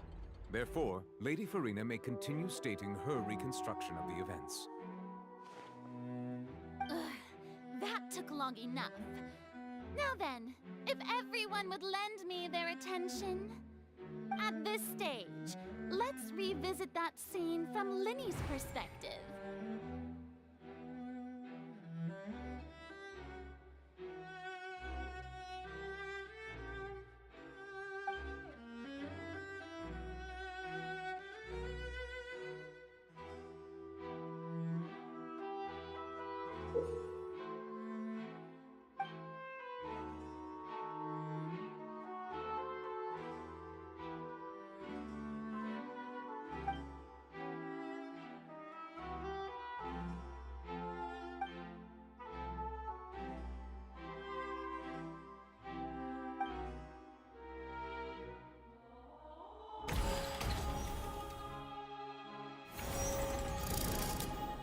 Countdown began, he entered the tunnel. When the flatbed trolley passed, he opened the box and got into an altercation with Halsey, which caused the loud thud. He did not realize that the sound could be heard by everyone in the opera house, which is why he claimed earlier that he could not hear the sound. Finally, he used the vase to knock her out, before making her change clothes to prevent others from recognizing her. At this time, Cowell arrived in the tunnel, having heard that strange noise, and caught Linny red-handed. So Linny proceeded to knock him out too before stuffing him into that box. Afterward, Linny passed the unconscious Halsey to his accomplice through the magic box in the audience stands, before operating the devices such that Cowell's death would be ruled an accident. And there you have it. That's the truth behind what happened. Does the defendant's side have any objections to Lady Farina's description of the events? The key to refuting Lady Farina is the order of events. What Linny experienced and what he saw.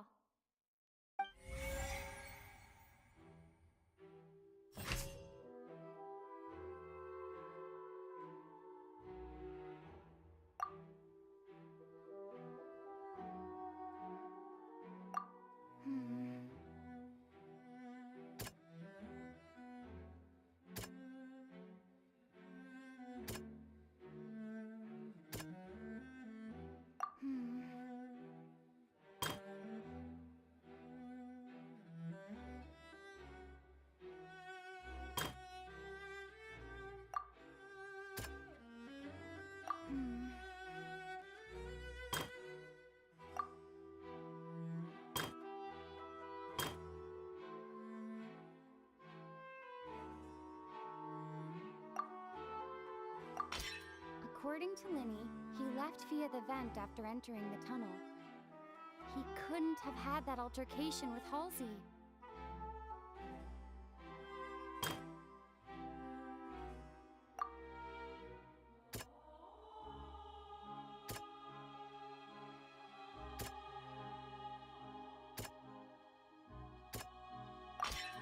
Linny went to the room that contains the Oratrice's core. This is the actual truth.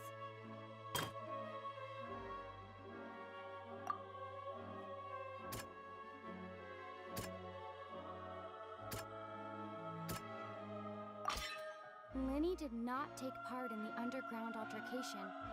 He only witnessed traces of the aftermath.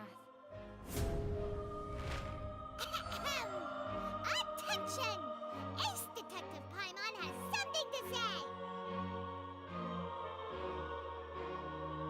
When the countdown started, Linny didn't, but he immediately used a vent to access the Opera House basement, which is where the underground core of the Oratrice is stored. Once he reached that area, he heard a voice in what should have been an empty room. Since he felt something was amiss, he returned immediately. The crime scene had already developed by the time he reached the tunnel again, and in order to complete the magic trick, he did not remain there for any length of time. Finally, he reached the surface, and that was when the accident happened from his point of view. Therefore, he's innocent!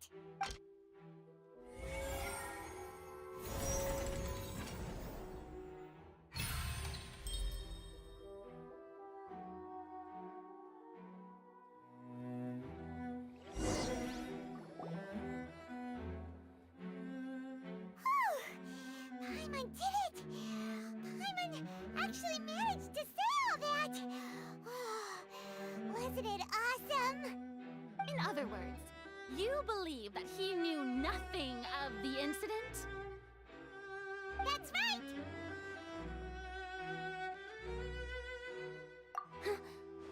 My reasoning?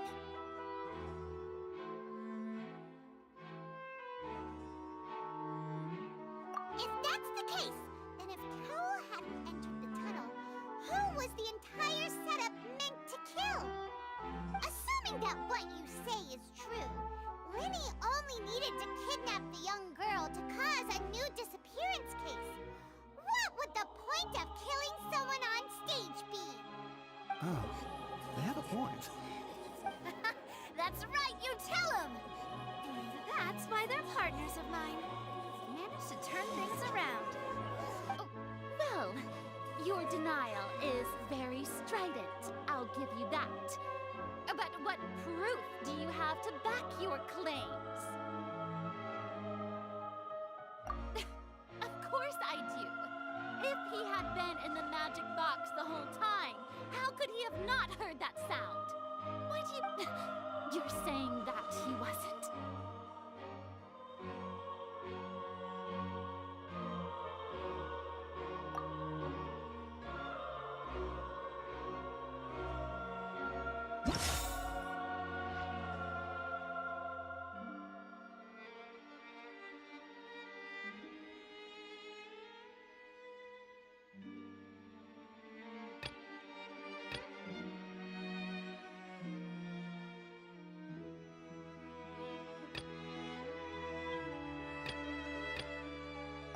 That's right! Linny wasn't in the box or in the tunnel. That's why he didn't hear anything strange during the performance. This means that when the crime happened, Linny had already entered the basement via the vent. The same clue you used to disprove his alibi has now become the best proof! How do you like that? Well played. To think you'd use such logic. Well then, if it wasn't Linny who committed the crimes, then who was it?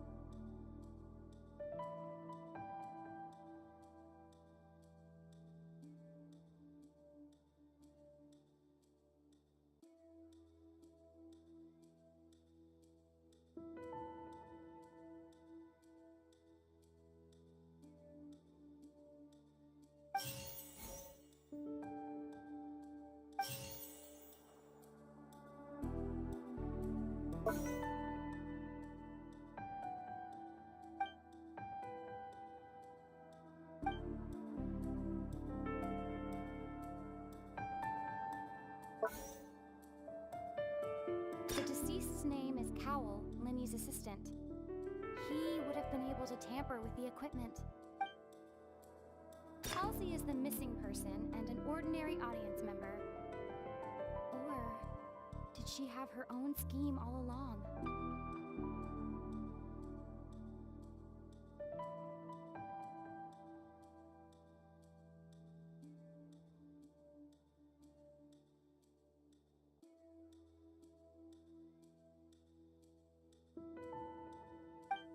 Could there have been a third person involved? Is that really a possibility? The deceased's name is...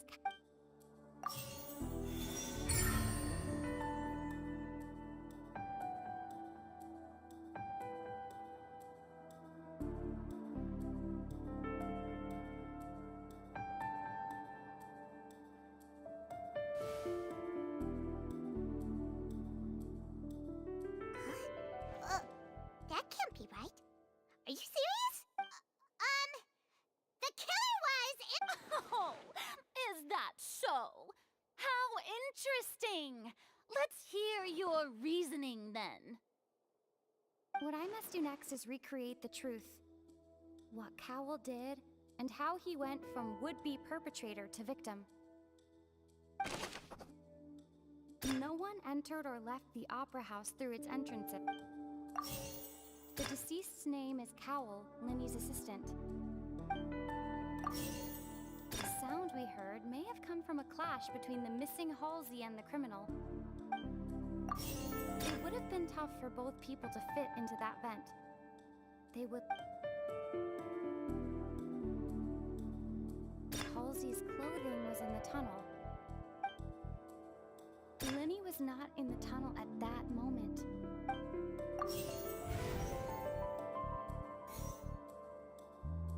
Linny was not in the tunnel at that... It would have been tough for both people to... Halsey's clothing was in the tunnel. So... No one entered or left the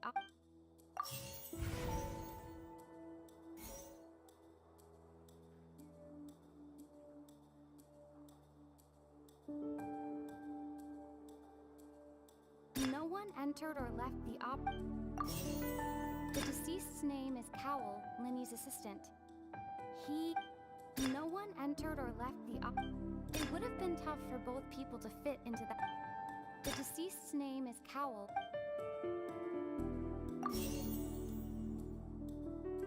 The sound we heard may have come from a clash between the missing... It would have been tough for both people to fit into that vent. They would like... The sound we heard may have come from a clash. Halsey's clothing was...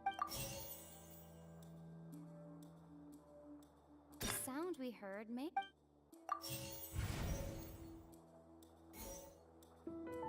The sound we heard may have come from a clash between the missing...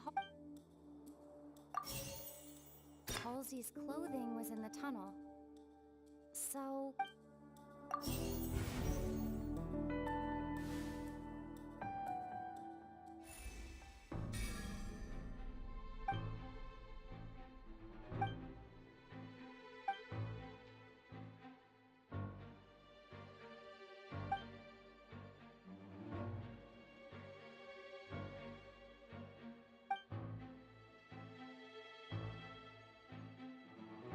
What's wrong, Traveler? Are you still having trouble figuring things out? I see how it is. So this was all just a bluff. And here I thought you had something to show for it. But it's... Look, since we're at a dead end, why not consider a different track? Just like the trick as it transpired, the end result must have been utterly different from the magician's initial design. If only we knew how Halsey disappeared. Well, that would be nice, but the tunnel only has 3 exits, and none of them seem very likely. And it's not like this is a magic trick where you can just make a real live person disappear. Excuse my interruption, dear opponents, but do you not see that the crowd is growing impatient? There is no greater sin in this opera house than an awkward delay in the performance.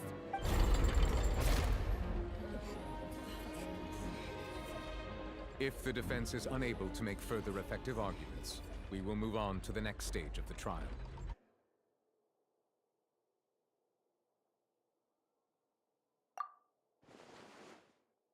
Lenny was not in the tunnel at that moment, which gave our criminal ample time. The sound we heard may have come from a clash between the missing Halsey and the criminal. The deceased's name is Cowell, Lenny's assistant. He would have been able to tamper with the equipment. No one entered or left the opera house through its entrances. So, the vase was not broken by chance.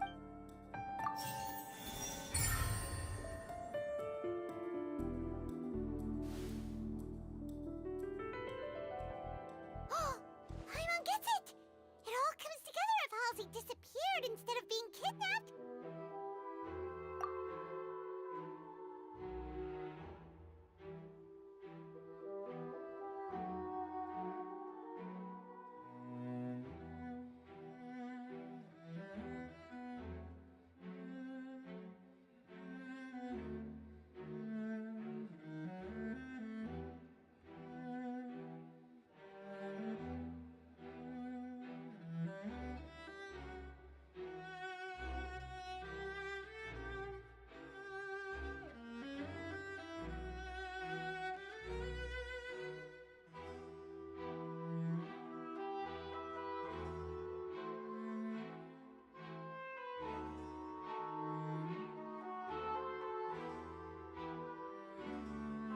Lynette escaped from the water tank, vanishing gradually and leaving only clothes behind.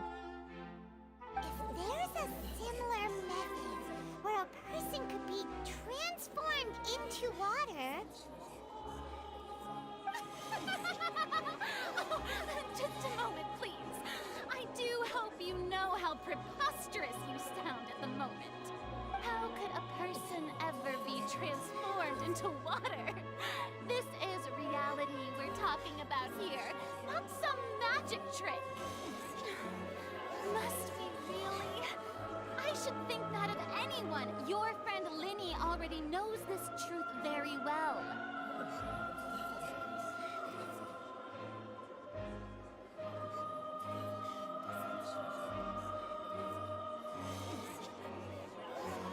Magic tricks are ultimately just illusions and misdirection. But Halsey's disappearance is very real. We're talking about two completely different things. Even so, I trust the Traveler's judgment. The truth must be out there somewhere. Perhaps some new line of reasoning may open if we try to gather all the focal points that don't make sense. Since Cal was the deceased, we haven't placed much attention on him. But given that we aren't making much progress with the case, it wouldn't hurt to have a look at his belongings, would it? People really do come up with all sorts of harebrained schemes when at the end of their rope. The way I see it, your suggestion that we broaden the scope of our investigation is nothing but a tactic for stalling the trial. Nevertheless, I believe that this is a reasonable request on the part of an attorney. Since the trial does indeed appear to be at an impasse, I believe that additional evidence may help us make more progress. Guards, please step into the lounge and examine the personal effects of the deceased, Cowell.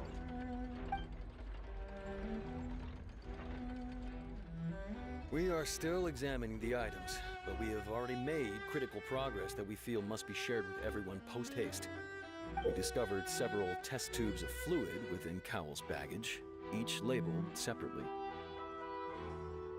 The notebook in his backpack claims that these fluids are water from the Primordial Sea. The Primordial Sea. The note's contents also indicate that Cowell belonged to an organization that sells illegal drugs and that he had an accomplice.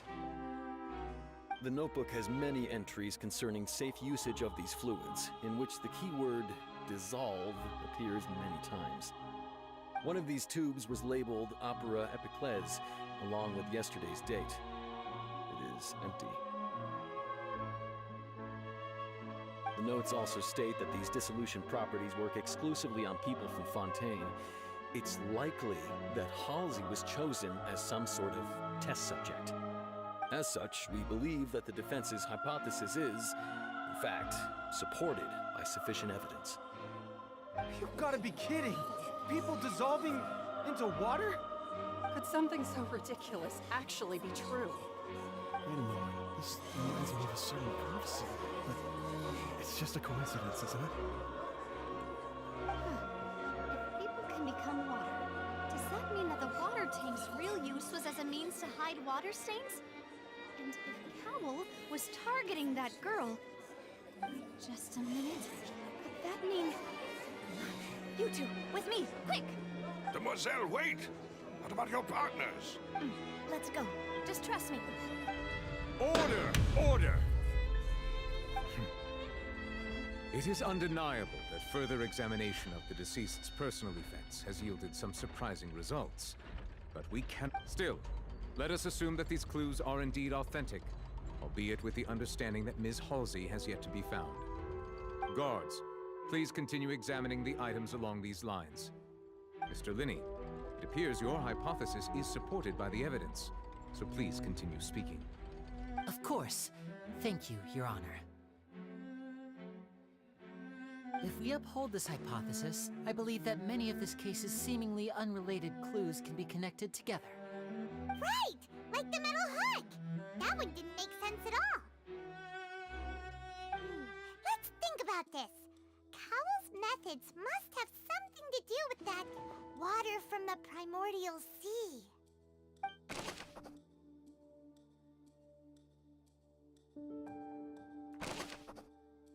The rope that strung the water tank up was lit by the fireworks and cut. As such, the focus here is on the water and not the tank. The deceased's name is Cowell, Linny's assistant.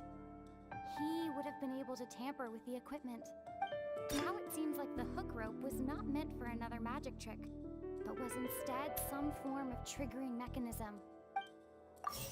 The water from the primordial sea should already have been prepped before Halsey entered the magic box. Lynette was in the magic box on stage the entire time. Did she have something to do with this? I remember there was something else within the inner layer of that box. The deceased's name is Cowell. The rope that strung the water...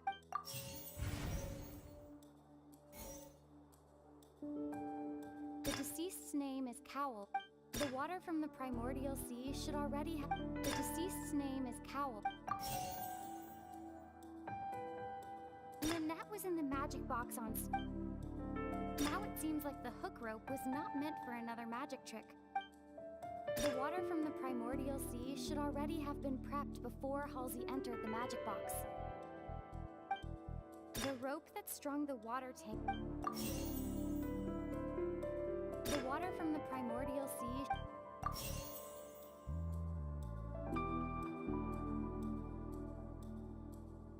Lynette was in the magic box on stage I remember there was something... Lynette was in the magic box Now it seems like the hook rope...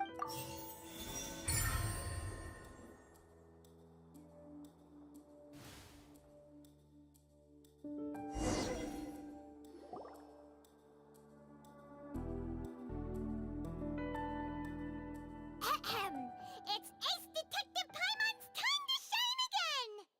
In the original plan, Cowell would tamper with the water tank rope and the number selector securing his target. When the magic box containing Halsey was lowered, the metal hook would retract gradually and pierce the balloon at the top of the box. When the balloon attached to the box popped, the water from the primordial sea inside it would pour down and dissolve Halsey. Afterward, Cowell would enter the tunnel and break the flower vase to conceal the water inside the tunnel, with the remaining evidence being covered up by the water tank on stage. But he encountered something unexpected in the tunnel and wound up being fatally hit by the same water tank he meant to use to cover his tracks. Huh.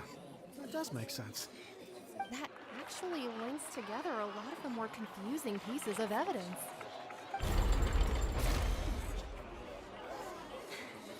Oh dear, what do I do? Even I think they sound convincing now. Have I falsely accused an innocent person? What a humiliation. Now, it seems like the only point of contention remaining is the exact circumstances that led to Cal's death. His notes mentioned he had an accomplice who could be related to the situation. On that note, the guards have just contacted me indicating that they uncovered new evidence. I shall now invite him on stage to share it with us. Thank you, Your Honor. We were just inspecting the luggage of the other people involved in this case. And we found an identical sample of the water from the Primordial Sea among Linny's personal effects. What? That can't be. Oh, I see. Well, how wonderfully comedic to have your own counterattack only to come back and wound you. Does this not clear all doubt? My dear citizens, my loyal audience, allow me to present my reasoning and bring this performance to a swift close.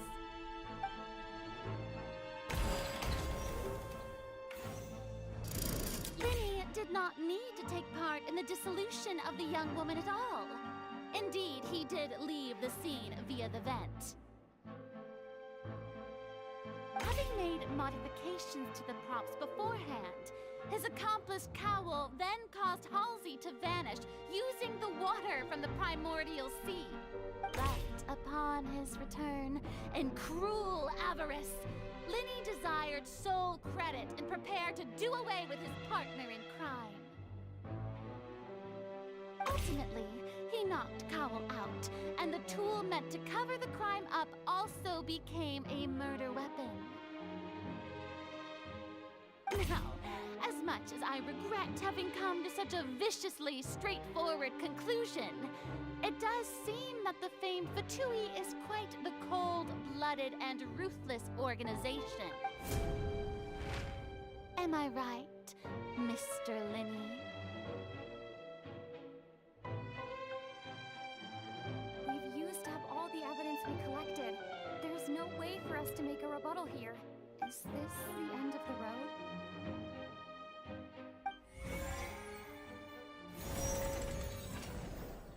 Oh no! Paimon can't think of anything either. It doesn't look like there's any way around this. Seems using the water as new evidence was too good a move. Why did this have to happen now? I think we've all seen enough now, and we have ample witnesses to my flawless reasoning. I believe this is indeed the finale. Now then, my good, noble Chief Justice, should we not, in your view, move... Excuse me, everyone, but I must interject. Miss, I must ask you not to shout and to respect the ongoing legal proceedings. Oh, come on. Don't be hasty. I have a good reason for interrupting, you know. Now, would anyone here like to take a little break from all this debate and see a little magic? I'll show you an amazing trick. One that can bring a young woman who has disappeared back in the flesh, right before your very eyes. Please, do the honors, Mr. Linny, if you would be so kind. What in the world is she saying? No offense, miss, but miracles like that are beyond my scope as a magician. Come on now, don't be silly. Magic is all about misdirection, isn't it? It often conceals the truth while presenting a fascinating illusion. Once everyone believes the illusion, can't magic reveal the truth to them once again? And wouldn't such a trick be the most marvelous finale to today's performance? On, Linny and Lynette, give it another go. Don't worry, Spina di Rasuva has made the necessary arrangements on your behalf. But as the magic makers and stars of the show, I think I should leave the final performance to you. I understand.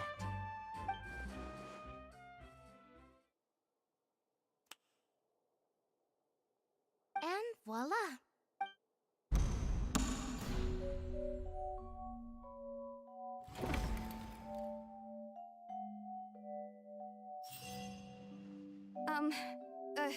Sorry for the interruption. Wait, isn't that Halsey? So the whole thing about people dissolving wasn't true after all? To be clear, I'm only here because this person told me that if I testified, the merit of doing so would lessen my sentence. I was hiding outside this room listening to the proceedings because I was afraid that I would be the one put on trial. I was just feeling happy that no one had noticed me. And then, before I knew it, she caught me. That'll teach you to underestimate us three. Where should I begin? I'm sorry. I'm the one who killed Cowell. I admit it. What? Why? Firstly, my name isn't Halsey. It's Lillian, and I'm originally from Mondstadt. I heard that Linny's show was gonna be a real thriller, but I missed the chance to buy a ticket, so I stole one. That's how I make a living. I steal stuff here and there. And I'd never been caught before. But I was noticed at the harbor a few days ago, and I barely got away. Linny was the one who caught me in the act. Hey, no wonder you look familiar. So you were the thief. Liddy even mentioned that you were pretty skilled. Well, and I thought that would have been the end of it, but then the number selector chose me. He even mentioned the Fortress of Meripede. That's a prison, isn't it? So you can imagine how shocked I was. I thought he was onto me for sure. So I played along with the show while looking for an opening to flee. But then I got water poured on me for no reason, and then someone jumped into the tunnel to nab me. I wasn't going to take that lying down, so I knocked him out and stuffed him into the box.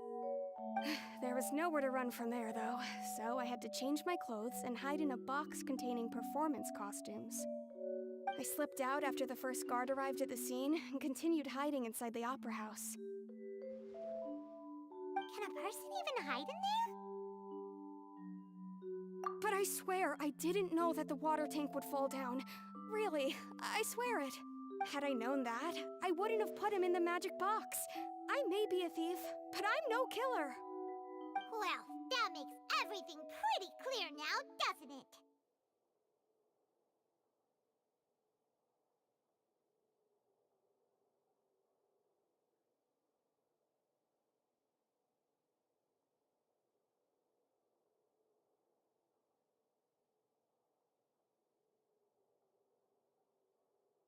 This time, we need to tell the entire story from Lily-Ann's perspective.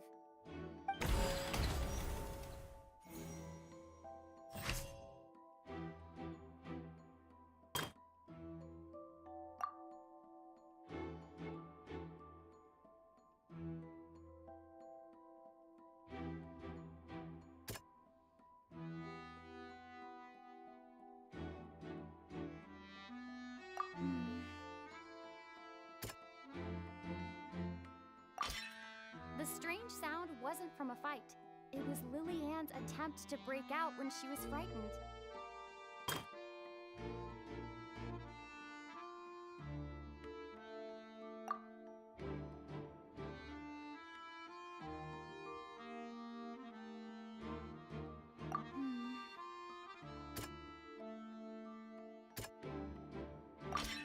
The flower vase was not broken to cover anything up, but was smashed during the struggle between Lily-Ann and Cowell.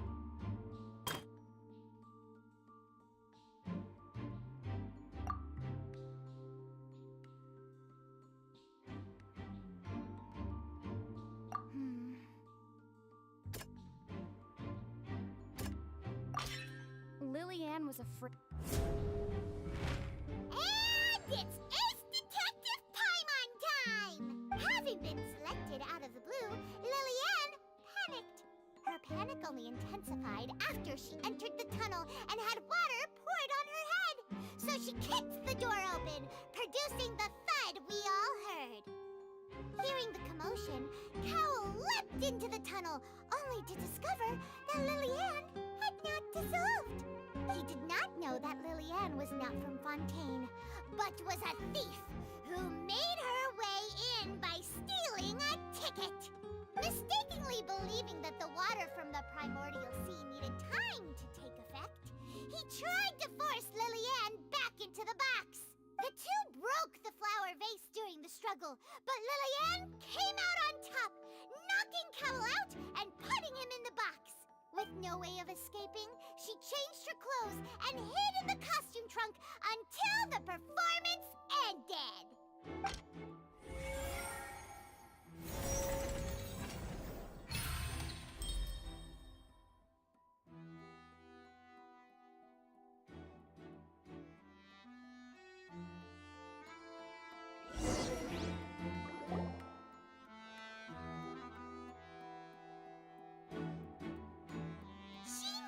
She would have to go through guard inspection if she tried to leave afterward. So, she has been trapped in the Opera House these last 2 days. She had already become desperately hungry by the time we were chatting over macarons.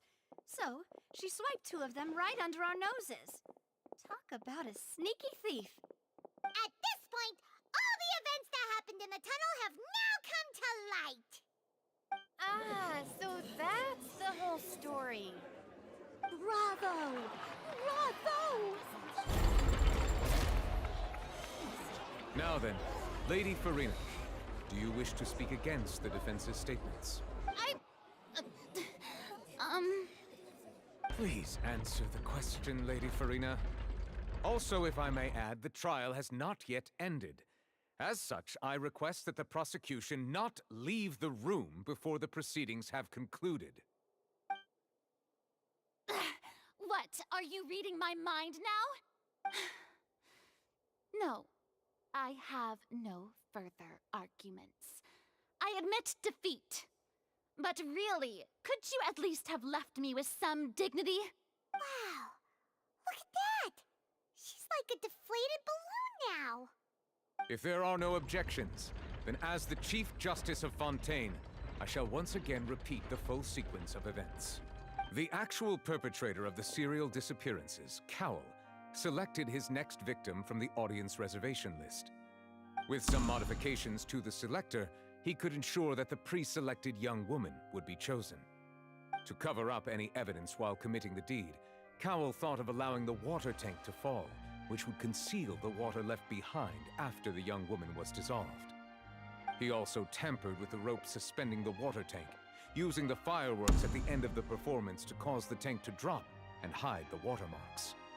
He poured the water from the primordial sea into a balloon during the preparation of the magic box and stuck it to the box's lid.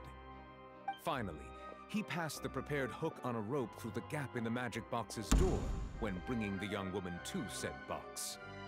When the magic trick officially began, the box containing the woman was lowered into the tunnel, tightening the hook rope and bursting the balloon containing the water. If all had gone to plan, the young woman would be dissolved at this time. However, Lillian was not from Fontaine and thus fled the box with a loud noise. Realizing that there was trouble, Cowl entered the tunnel and met Lillian. Thinking that the waters had not yet taken effect, he decided to proceed. However, his opponent was more capable than he thought, and he was overcome, knocked unconscious, and placed into the magic box, and thus became his own final victim. Lillian, according to her own statements, then changed clothes and hid until the performance ended, before hiding in other parts of the Opera House. As for Linny, he was in the underground structures within the Opera House, and was thus ignorant of these happenings. From this reconstruction of events, we can conclude that Linny, the accused, is in fact innocent. While there is much in Linny and Lillian's conduct that should still be investigated separately, this case, at least, can be handed over to the Oratrice to make the final decision.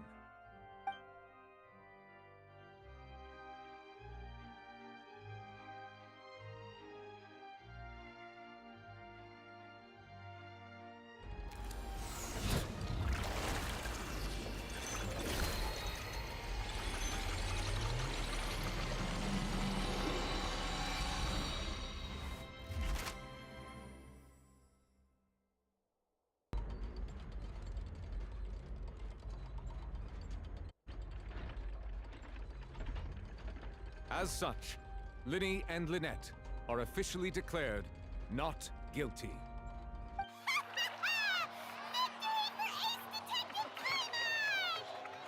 Great work, partners. Thank you all. Thank you so much.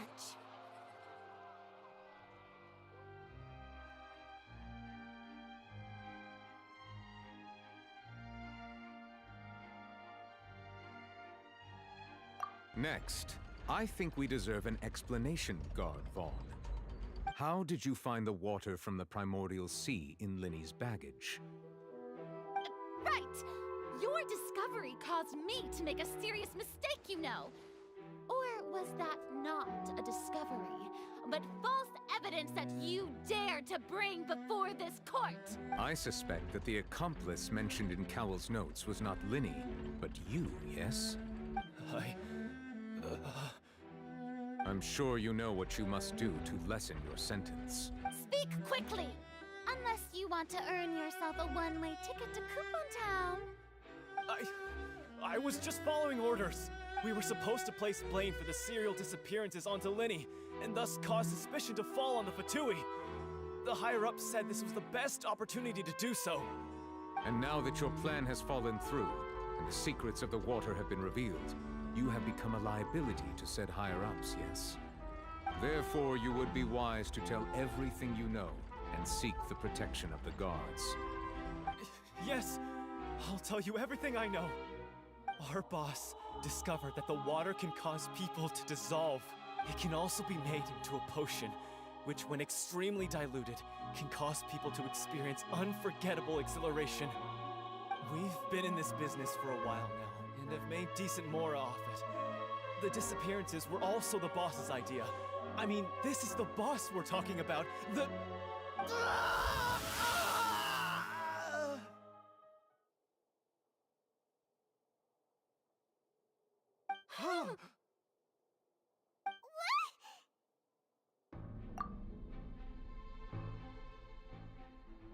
And now he can no longer talk. Such ruthlessness. I shouldn't have expected any less of them. An outrageous act. All present, please submit to inspection immediately.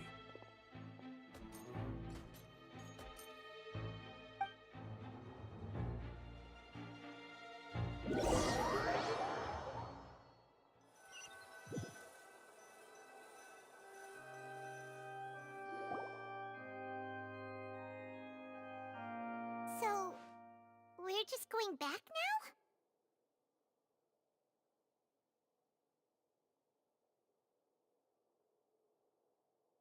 That's true, but... Traveler, Paimon! Please wait. Linny... I know you may not want to speak to me right now. Maybe you don't even want to look at me. But still, let me thank you again for defending me to the end, even after you learned that I'm a member of the Fatui.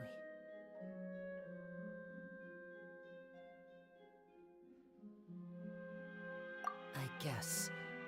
But regardless, I'd like the opportunity to set things straight. I didn't approach you with any ulterior motives or ill intent. I've spoken to you as myself, just plain Linny this entire time. As for why I'm a Fatus, it's because the goals of the House of the Hearth align with those of an orphan like me.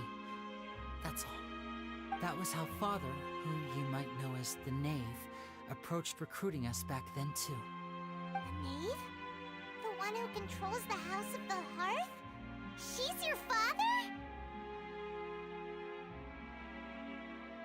That's right.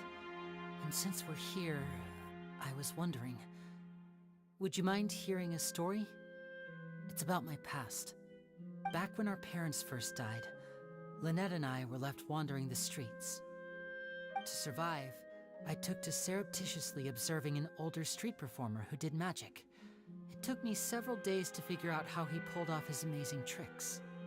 I took my sister through several streets until we found a crowded corner, and we began to perform magic tricks there.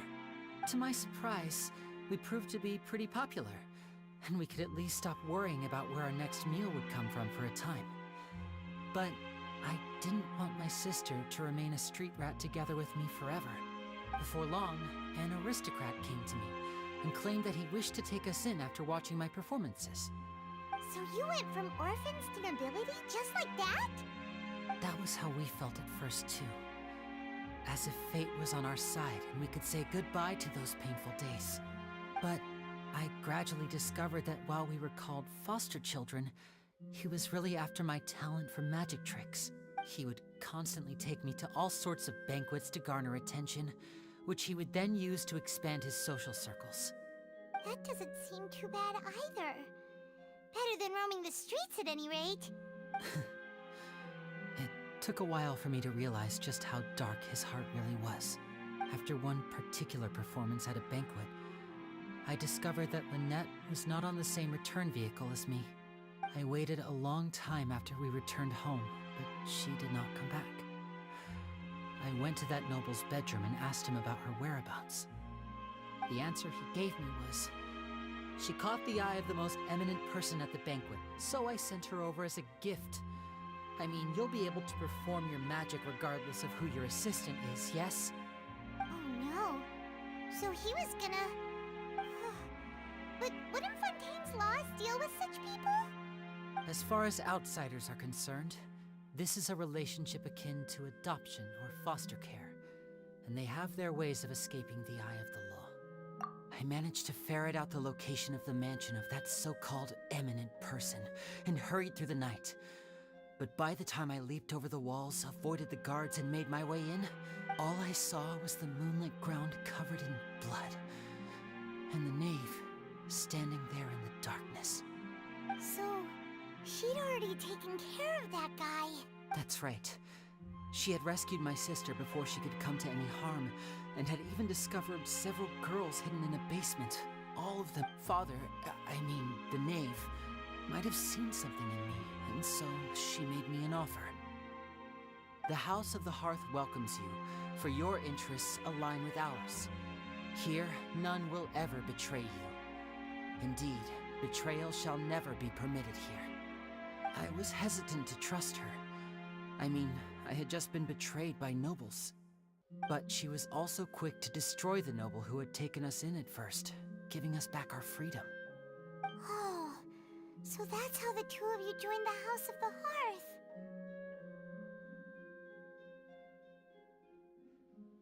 She has her own plans. She has gained permission from the Tsaritsa to first use the Gnosis' power when she obtains it. She plans to use it to find a way to break the prophecy and save Fontaine. So, she believes in that prophecy too? That's right. The whole House of the Hearth is currently working to combat that crisis. Today's case has also proven that people from Fontaine can indeed dissolve into some sort of water, thus further supporting the prophecy. All of us house members here, Lady Arlecchino herself included, are from Fontaine. We won't give up on defending our homeland. To us orphans, the only connection we have left to this world, apart from our family, is our homeland. So, from small deeds like distributing magic pockets to huge schemes like stealing a Gnosis, everything is aimed at dealing with that prophecy. It's all right. I understand. The only thing I can do is relate all this to you. I just hope you can understand that even as a member of the House, I have never stopped making my own decisions, and that I believe what I'm doing is right. If you should need anything at all in the future, feel free to find me. I will do my best to help you, as plain Lyney.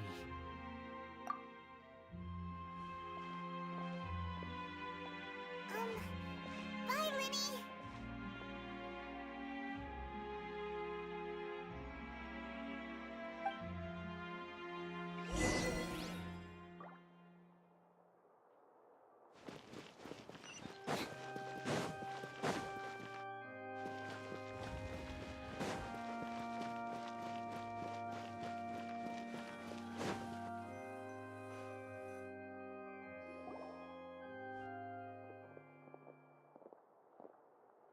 Hey there.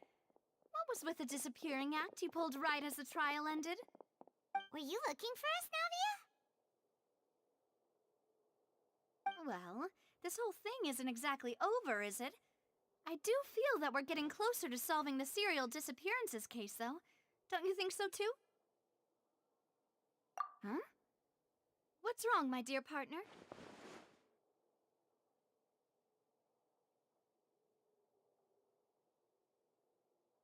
Besides, are you sure we're the ones who can crack a case that's been cold for decades now? And given that there's new evidence from the trial, there should be a trail of breadcrumbs for the Hydro Archon's people to follow now, right? Ah. I see. Well, I won't lie. I'm a little shocked to hear that from you. But I suppose you are just travelers who have only arrived in Fontaine after all. Sorry. I might have been too presumptuous. Don't say that, Navia. Ah, and we were having so much fun investigating with you, too. It was like having new waters flowing into a stagnant mire, causing new hope to spring forth, and the reflection in the murk to become clearer. Sorry about that. I'm a bit prone to nostalgia. Don't mind me. Wait, shall we have a farewell meal? You know, to commemorate our time as partners? Huh? Do we really need to get that formal? Well, guess you really did treat us as partners, huh? Well, I'd just like to have a proper ending to every important memory. That way there are no regrets later. Anyway, it would just be a meal, so it shouldn't take up too much of your time. You don't have to twist Paimon's arm. If Boss Navia's treating, count Paimon in! Oh, wonderful! In that case, why don't we return to the Court of Fontaine and head to the Hotel de Boer? I believe we'll make it just in time for dinner. All right then, let's have our farewell meal!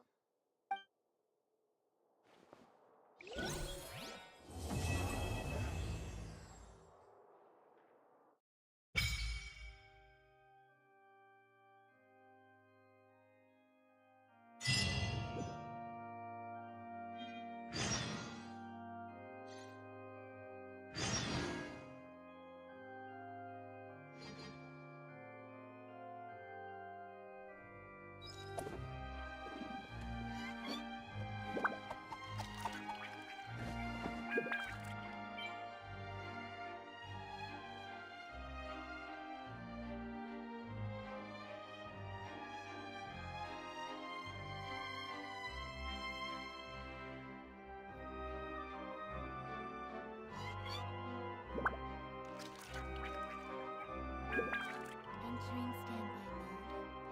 I hope nobody disturbs me.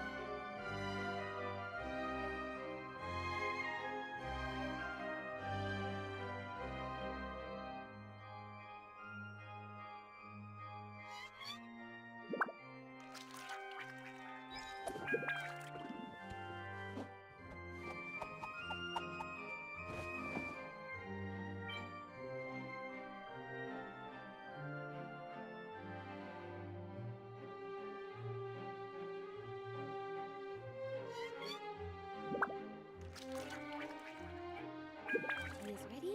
Now it's time for a short rest.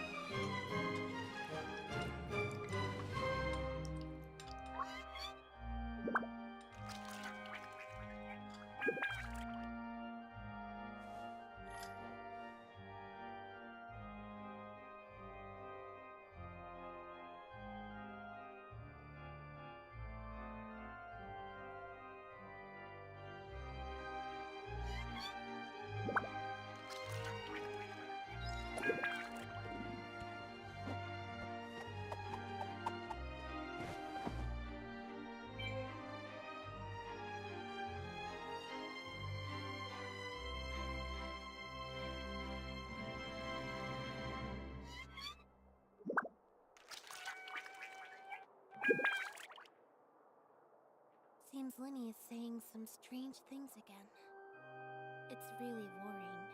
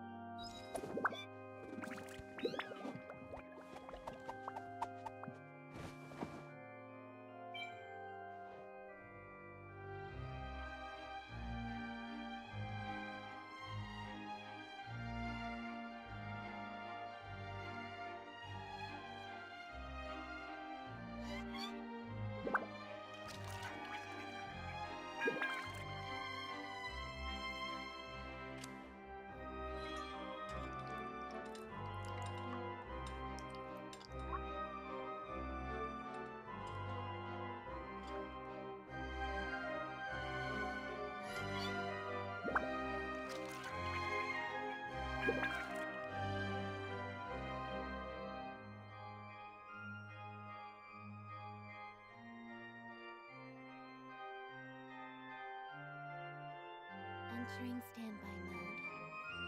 I hope nobody disturbs me.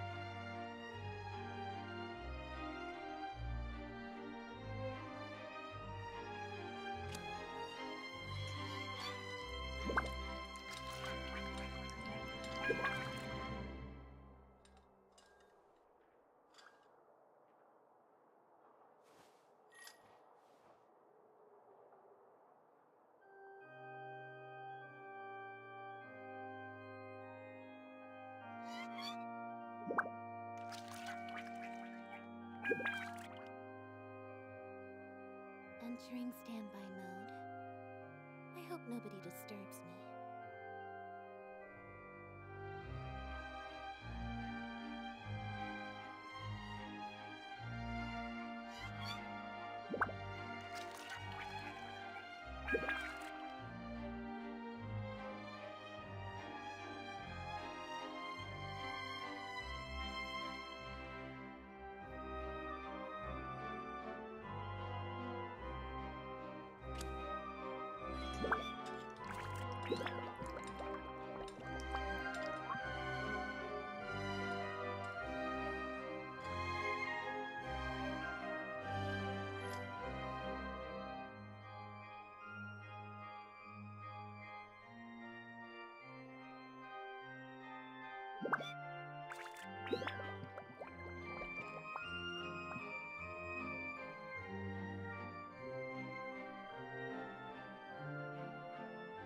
Tea is ready. Now it's time for a short rest.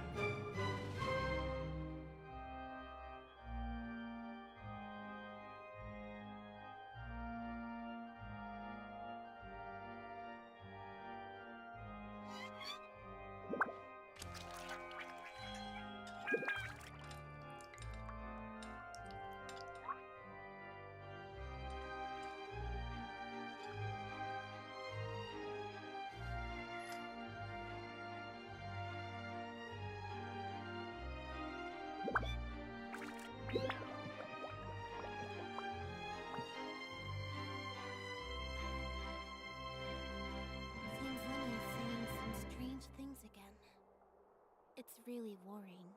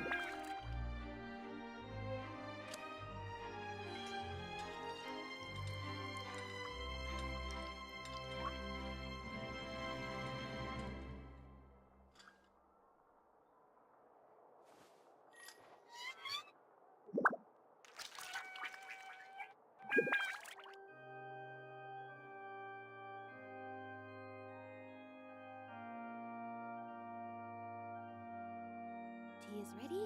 Now it's time for a short rest.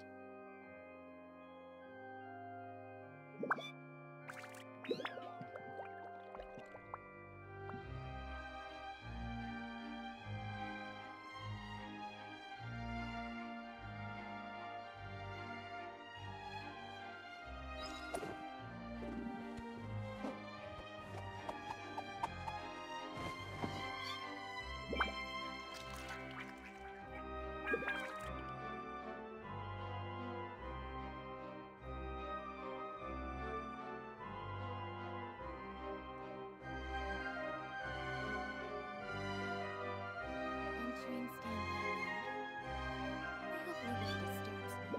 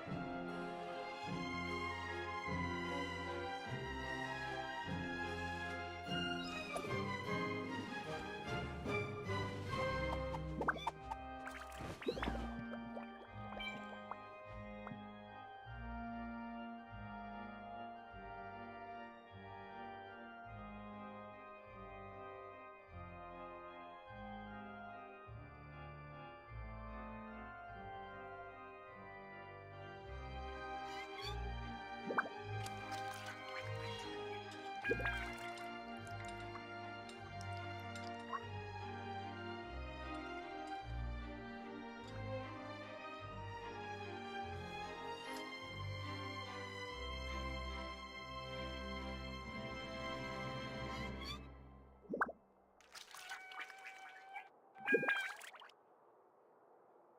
Linny is saying some strange things again.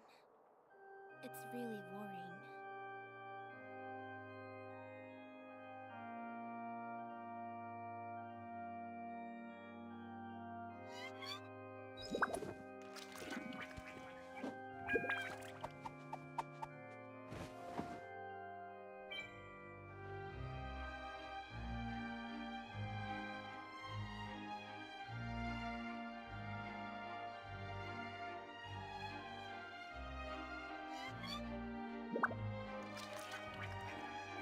I'm in standby mode.